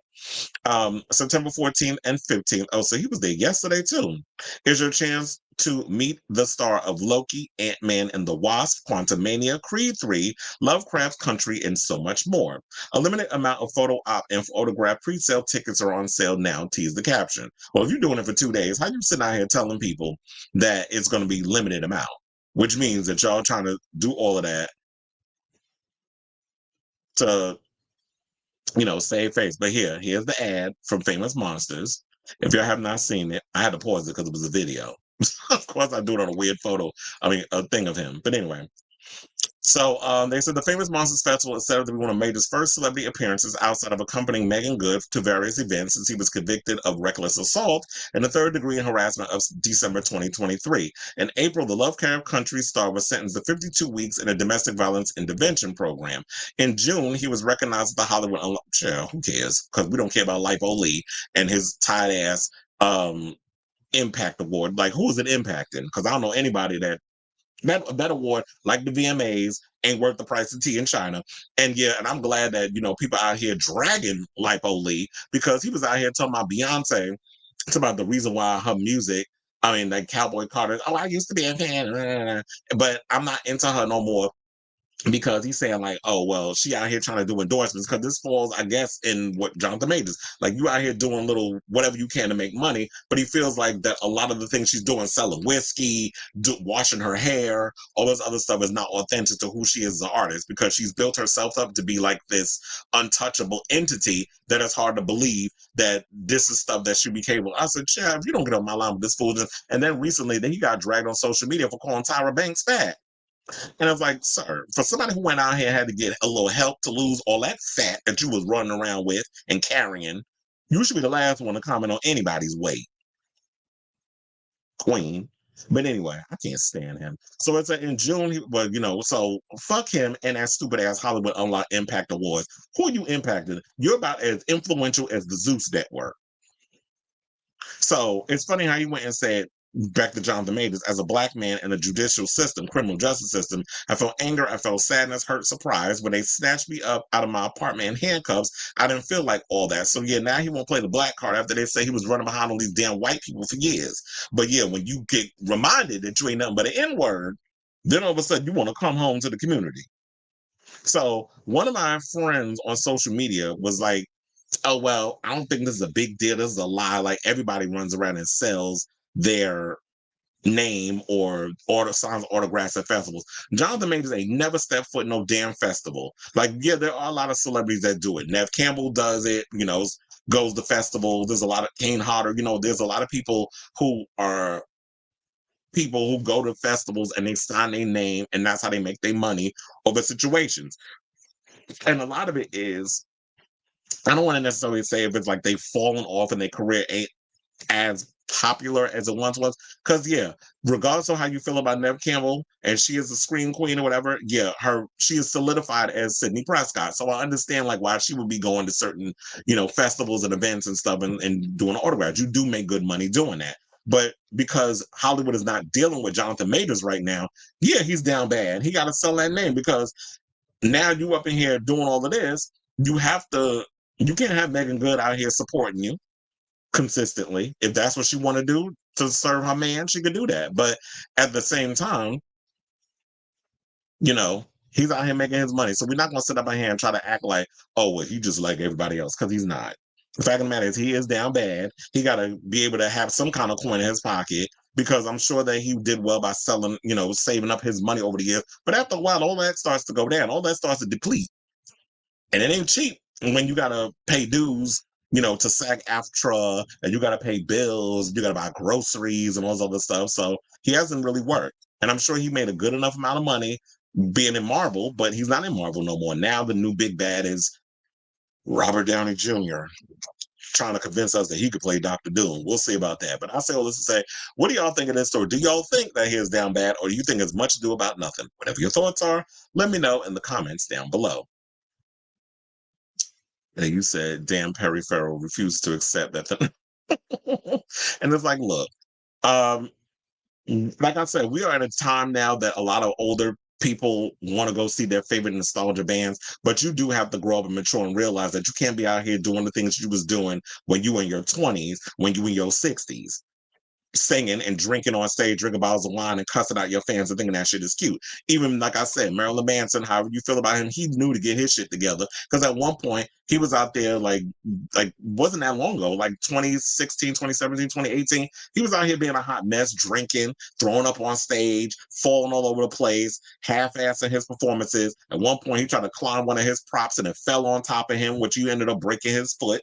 And he had to realize that, you know what, after the stuff with Old Girl came out, Evan Rachel Wood, he wound up getting himself together. He got clean. He got, hit the gym for the first time since ever, because now he got muscles, like little arms, because Manson was skinny back in the day. So he went and got himself together. And now everybody's like, he's on his comeback tour. So there's that. Okay, so let's move on and let's talk about Dave Bautista, who, a lot of people, speaking of weight loss, a lot of people out here a bit worried about Dave Bautista because they said he had this dramatic weight loss. Now, I actually thought it was fake. I thought it was AI when I first saw it, but then I started seeing a lot of the stories popping up, and it's like, no, he literally has lost a lot of weight, and he's addressed it. So he said, I got really big for a role and it was uncomfortably big. And this is what he said during an interview published by Chris Van Vliet's YouTube channel on Tuesday, September 10th. He said, I was around 315 pounds and I put on weight really fast. I packed it on with French fries and pancakes. Now, Bautista noted that the film in question, this is when he did A Knock at the Cabin. He put on a lot of weight for that part, where he played Leonard, one of the four people trying to convince a family to prevent the apocalypse from sacrificing one of their own. I actually like that movie. M. Night Shyamalan is usually hit or miss, but that was actually one of his hits. Now, that recent one that he came out with Josh Hartnett, according to a lot of people, they said that was a big miss. I haven't seen Trap, but I heard it's already on demand. Like you can watch it, you can rent it for like, I don't know, $20 or something or another. Probably buy it for 25. Saying, looking back at it, and I probably overdid it, I was probably a little too big. This is what the retired wrestler said. I put on a comfortable amount of weight, and it took me forever to shed it off. But shed it off he did, and Bautista shared that he is now 240 pounds. He said, the more I trimmed down, the better I felt. And I also noticed the more I trimmed down, the better I looked on camera, and the better I looked next to the actors. Even at this weight, at 6'4" and 240 pounds, next to your typical actor, I look like a gorilla, and it's distracting. Now, while Bautista said that some people online have expressed concern for his health due to his slimmed down physique, he assured fans that he's still a large human being and is not starving of anything. He is, however, in fact, working hard to keep the weight off, saying, I'll probably lose a few more pounds. I'm basically killing myself to be this trim. I mean, I am training hard. My calories are pretty restricted. He also noted that he does intermittent fasting and does not eat within 3 hours of going to bed, saying it's a short window. Now, Bautista, retired from professional wrestling in April 2019. That June, he told Van Vliet, who's 41, that he would go broke before he did another wrestling match, saying, this is a real wrestling retirement. I'm done. My in-ring career is over. And then also talked about, with John Cena going on this whole retirement tour. And he basically said he would never do that because he feels like, to him, and not dissing John Cena, that doing a whole retirement tour feels disingenuous because he doesn't want to go around and personally. He said he sees the point where he wants to go around and he wants to personally thank the fans, but just thinks something in me where I just couldn't do it. He feels uncomfortable because he doesn't like the accolades. He doesn't like all the attention. And one of the things I like about Dave Bautista is that, yeah, on the outside, he looks like this scary, dangerous guy with like the tattoos and the muscles, and he looks menacing, but he's such a puppy. He's like a little kitten. And I like stuff like that. And it's funny how when you look at that, a lot of guys of that stature who are come across as intimidating, it's weird how like they feel like, oh, I have to be that because I don't want to scare, because people immediately come at me and it's intimidating. So I always have to be mindful of being not so menacing and scary to these people. So I have to kind of watch how I am around people. So it's unfortunate that some people have to do that, and that's how Dave Bautista is. But yeah, I was a little worried about him at first because I'm like, yeah, you do look skinny, but I guess when you used to seeing people a certain way, um, that's usually how people are. It's like, oh no, you look a little too skinny. But if you actually saw him in real life, he probably does look pretty healthy for his age because he's 6'4", and you should be carrying all that weight. And you have to realize the older you get, that's not really good on your body to have. And I think also because Dave Bautista is one of those rare birds, he's not trying to be Dwayne The Rock Johnson. Dwayne The Rock Johnson is a one-note performer. Dave Bautista is the only one, in my opinion, who comes from the world of wrestling that is taking his acting seriously. And he basically is like, I want to be taken serious as an actor. I don't want to be seen as this guy that just does the same type of film over and over. And if you look at Dave Bautista's body of work, he does come across as someone who does challenge himself in other roles. I loved, even though he was in it for a brief period, I loved his performance in um not Dune. Well, Dune, I wasn't that impressed with his performance in that, but I don't think that was necessarily his fault. But it's another Denis Villeneuve film that he did, which was Blade Runner 2049. I loved his part in that, albeit brief. And he's always proven himself. Like, I feel like even when he did Knock at the Cabin, he was phenomenal in that film. So I totally get where he's coming from with this. So, and then he also did a recent interview that I think a lot of people should check out on YouTube. It just goes to show like his real sensitive side. Definitely check out his interview where he does an interview with puppies. It's just cute to watch him like do interviews and he's like playing around with the puppies and he's kissing them. He kissed every one of them and was playing with them and how they were obsessed with his shoelaces. It was just an adorable little thing. So if y'all get a chance, definitely check that out. But I say all this to say, what do y'all think of this story? I'm saying like, you know what? And when he's at somebody in his mid 50s, you don't want to be carrying all that weight around. And I'm definitely curious to see that new movie he's got out where he plays a guy who is an assassin and thinks he's going to die. And then comes to find out that he was misdiagnosed and he puts a hit out on himself before realizing that. And Paul Clementif is in it and Terry Crews and a whole bunch of other ones. I definitely want to see that movie. I wonder how well it did over the weekend. Probably didn't do all that well, but whatever. I do want to see the film. So whatever your thoughts on this story, and I like Dave Bautista. Let me know what you guys think of this story in the comments down below.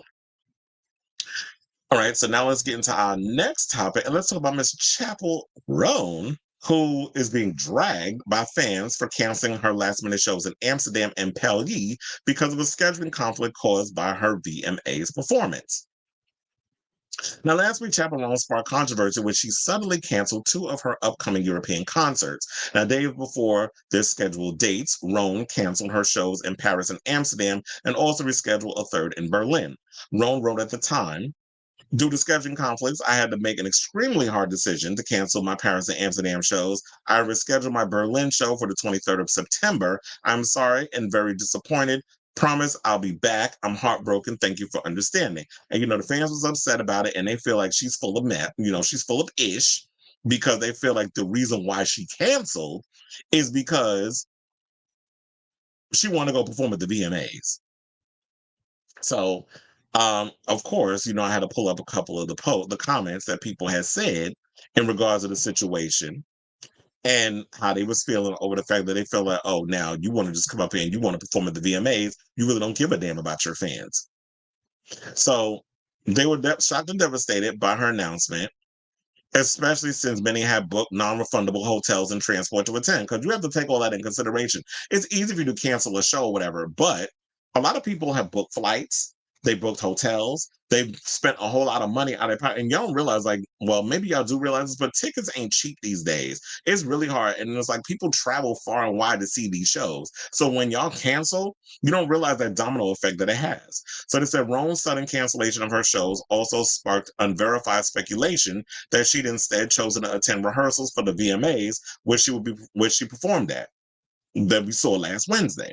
Well, this weekend, Roan addressed the outrage herself after sharing a carousel of selfies to her Instagram page, captioned, "This shit is awesome." Several fans branded the singer disrespectful for pretending that everything was normal amid the backlash.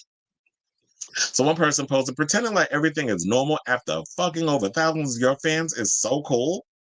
But then, of course, we have the one that's here, which says, "I'm very sorry. I explained why I canceled, and I know it sucks, but hopefully people can understand. I promise I'll be back." Well, yeah, you only rescheduled one show and canceled two. So then one person had to point out to her, I don't think the complaints are about the fact that you canceled. When artists have canceled on the day for things like sickness or family emergencies, I might be upset, but I'm not mad at them for that. But canceling shows that have been planned for months at the very last minute because you got another offer is disrespectful, and people are allowed to voice that feeling. And I agree with the people. And so while, yes, I agree with Chappell with feeling how she felt in regards of boundaries and things, and I'm glad you spoke about that. But here it says you're not winning this argument. I agree with the people on this whole situation. Another person tweeted, "Are you joking?" or posted on Instagram. You're not going to address what you've done. People travel and pay. Well, they said traveler, but I'm changing it up. People travel and pay hundreds to see you, and you want to perform at the VMA, so you cancel with 2 days' notice. People were literally on their way across countries to watch you. You don't deserve the fame. Another, so yeah, and then she basically took, then we already read her apology, and they said, however, many fans were left even more angry by her comment, even going as far as to brand it's a non-apology. One person commented saying, "Whoopsie, scheduling conflicts 2 days before the show was not giving an explanation." Another person posted, "This reads as passive aggressive to me, to be honest. LOL, because I explained why I canceled. I mean, not really. LMAO. Scheduling conflicts 48 hours / a week before concerts that were booked many months ago is impossible." Another person put, "It's a weak ass apology that would have been better if it was more professionally worded, in my opinion." Another person put, if I had thousands of dollars spent on flights, etc., within my fave came out saying, I'll be back, XOXO, like some Gossip Girl revival. You best believe I'm never paying for a ticket to their show again. And then finally, last but not least, another person put, I explained ... Scheduling conflicts is hardly an explanation on why you cancel shows at the last minute, leaving people unable to get refunds on their travels and accommodation when there have been rumors of a cancellation for weeks. This is what one more person said. And I'm sorry, Chappell, but no, you're not winning this argument, because to me it feels like I like her. I like her music. You already know this. We talk about Chappell on this show a lot. However, I feel like she just be going back and forth on a lot of her stuff. You hate the fame, you hate the the downside of fame, but to me it seemed like also you be going hard for it. So it's like, if you want to be left alone, if you want to have this private situation, if you want people to respect your boundaries, if you don't want to deal with that other side of fame, then maybe you need to do a Beyonce and just only show up on red carpets if you've been nominated for awards, and not can and then focus more on your tour and the fans that you have and support that, instead of doing covers of Rolling Stone, instead of going to the VMAs, instead of having fanning out over T.S. Madison and all this other stuff, because I saw that on social media too. And doing all of that, being a groupie. So it's like, yeah, you hate the fame, but then you like the perks. But then you don't like the fact of the fans being too aggressive or whatever the situation is. I understand all that stuff, because yeah, some people don't respect boundaries, and I get that. But the fact of the matter is, how you run up in here trying to act like, the way you treating your fans, it just shows like you lack disrespect. I mean, you lack respect for the people that go hard and spend the money to come and see you. So I don't know which one is it. So maybe what it is that, Chappell, if you don't want to deal with the downside of fame, which comes with it's part of the package, it's part of the situation. Maybe you need to scale back a little bit. Maybe you need to focus on just touring, putting out your music, taking more of a back seat on the whole personal thing, going to less events, not doing it, endorsement deals. Like I'm hearing, like she turned down H&M, but she's doing a makeup line or something, like, which I get the makeup line because you wear drag makeup on your face. You're kind of like got Mick with musical talent, because she paints her face white. So I say all this to say, what do y'all think of this story? Like, I like Chappell Roan, but I just feel like she needs to figure out what she wants to do in regards of like how she's dealing with fame, because it comes across as hypocritical. You want us to be on your side in regards to the situation about all this other stuff, but then you coming across, in regards of like respecting your boundaries and stuff, and I get that, but then you're also not accepting the fact that, you know what, if you got obligations, I'm sorry, I can't do the VMAs, or you can do the VMAs, but if you want to do Good Luck Babe, actually have people come out, and if it's a time zone situation, send out a crew from MTV, have them fly out to where you were supposed to be booked, have them record that sequence, and then you air it on, the channel when it's time for Chappell Roan's performance. But it ain't what you wanted to do. So let me know what you guys think of this story in the comments down below. All right, so now let's get to our final topic, Jill. And let's get to this whole situation about Bryshere Gray. So Bryshere Gray, who y'all remember playing Hakeem on Empire, is trending online because people feel like he's been out here queer baiting. There's been an ongoing conversation about queer baiting, and a lot of stuff from these artists has been going on and stuff. Y'all been saying NLE Chopper's been doing it. There's been a lot of other artists that's been out here doing it that you can't get attention nowhere else, but y'all try to come over to our side. There's another podcast that comes out, I think it's called The Wild Podcast. Even though they young white boys or whatever the case is, there might be some of them in there Latino, but they light skin. A lot of them have been out here queer baiting, but I don't hear a lot of people saying that too, because every part of their video is about bisexual and the headline and giant number, giant words and all this other stuff. And I just feel like a lot of people feel like that a lot of y'all, whenever y'all want attention, y'all try to jump to us and play into that mess for attention. And shout out to Gay Magazine, because they brought this up. So they were out here saying former Empire star Bryshere Gray trends online after fans react to him they say gay baiting, to promote his OF account. Now, in a series of tweets over the last week, Gray shared explicit photos which gave sexual innuendos as a caption, even going as far as showing himself standing side by side with other masked men naked. Fans also mentioned being misled when subscribing. Well, here's the thing. Isn't that something that a lot of them out here be doing? That y'all try to get people interested in these pages, and then here y'all go, y'all be up in here misleading the fans in regards of what's been going on in regards of when you subscribe. This is why I don't do a lot of subscriptions to OnlyFans. And a lot of times when I do look at a lot of the people on OnlyFans, like I have to see y'all post something on Twitter or something at least, or I'll go and see what the people saying. Because a lot of times when y'all go up out here like Flashman Wade and a lot of y'all that be out here doing these videos, a lot of y'all sit up in here and gay bait, and then when you go and subscribe to their mess, they ain't showing y'all nothing. It's basically just photos that might get them suspended on Instagram. And to me, I feel like if you're gonna fully commit. And I've seen video of Bryshere pleasuring himself on social media, on Twitter, showing booty hole. Hopefully it'll be white back there, or simulating sex acts. And I feel like if you're gonna go in, go in. But of course, people in the comments had stuff to say, and they said the following. Now, the only Mike Q, who shout out to him, who was a DJ producer, he was a part of Legendary at one point. I missed that show. So his free content not even worth a peep. Then a friend of mine, DJ, shout out to him, said, hey, it's all a process. Give it some time. He'll fully be out and proud another 2 to 3 years. Well, I don't know. Well, no shade, but I do feel like Bryshere do give Butch Queen tease. He do give, somebody that do get down in private, and some shit may have happened to him behind the scenes. I can't prove it. I don't know. He ain't said it. But I do feel like maybe somebody was fooling around with him. He do give Butch Queen tease, like the thing that our community goes for. But I feel like a lot of times in our community, we got to stop going so hard and windmilling for a lot of these people out here who like to just bait for attention.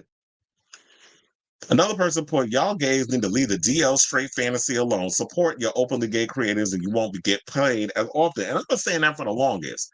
There's so many out artists, and I'm tired of, maybe I have to do it until it's indoctrinated in y'all head. They always say if you say stuff enough times, people begin to believe it. So we got to unbrainwash all with the other stuff. We got to stop pining and going after people who don't see it for us in that way. We got to stop sexualizing or going after what we can't have.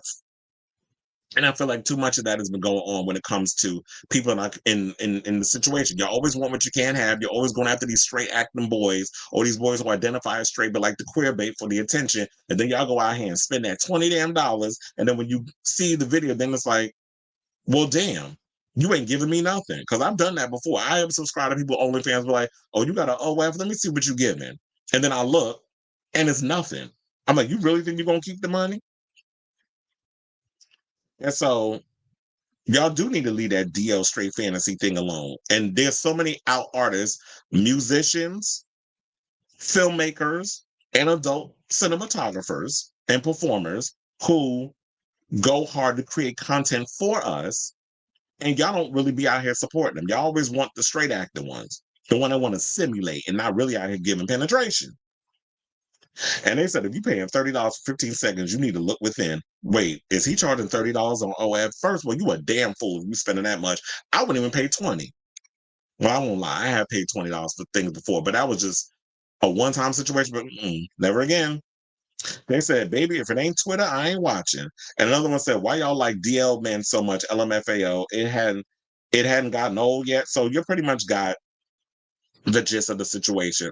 Oh Lord, I had to go speak because I remember I brought up Trump and Nicky Jam, and he basically misgendered him at his rally because we was talking about that earlier. But anyway, let's get into Bryshere. So I want to wrap this up and say I do agree that we need to stop going hard for a lot of these artists. And to me, I don't even like that any of that adult stuff where people be wearing. This is another thing too that I don't like.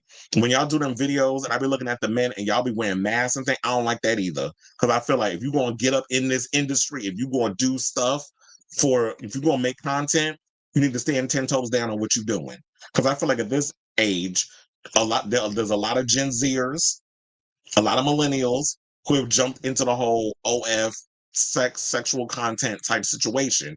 And I feel like everybody out here, well, I won't say everybody, but most people got stuff about them floating around on social media. So if people are going to fire you because of that, then I guess y'all going to be running low on talent and running low on employees, because it seems like everybody out here either filming videos and sending it to people without it being an OnlyFans. Is like, when you trying to hook up or whatever, and you send photos of yourself to people or videos, stuff to people. I have people to send me videos of themselves when they trying to get some of the meat on grind.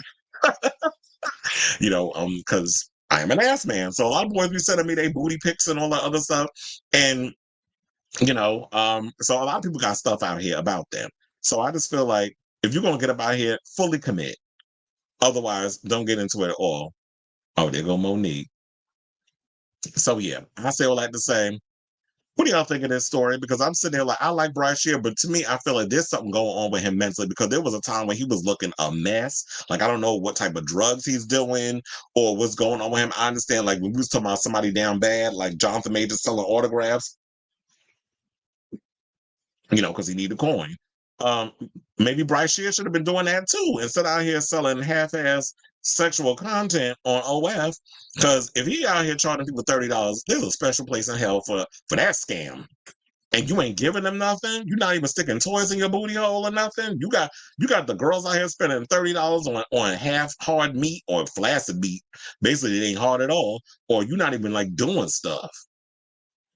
Like, at least give people their money's worth, even if you gonna fake it. Because there's a lot of gay for pays out here. But me personally, I just don't find nothing fascinating about a gay for pay. So let me know what y'all think of this story in the comments down below. Um, you said women gay bait all the time. Exactly. And that's why I don't like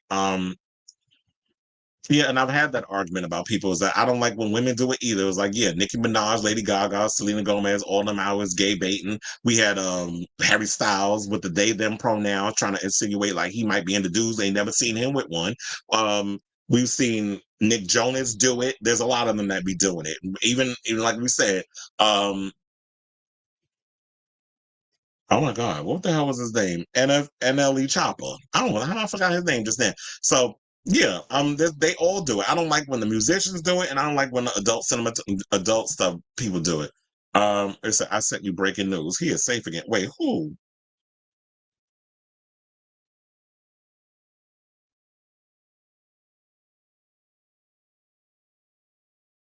What the hell?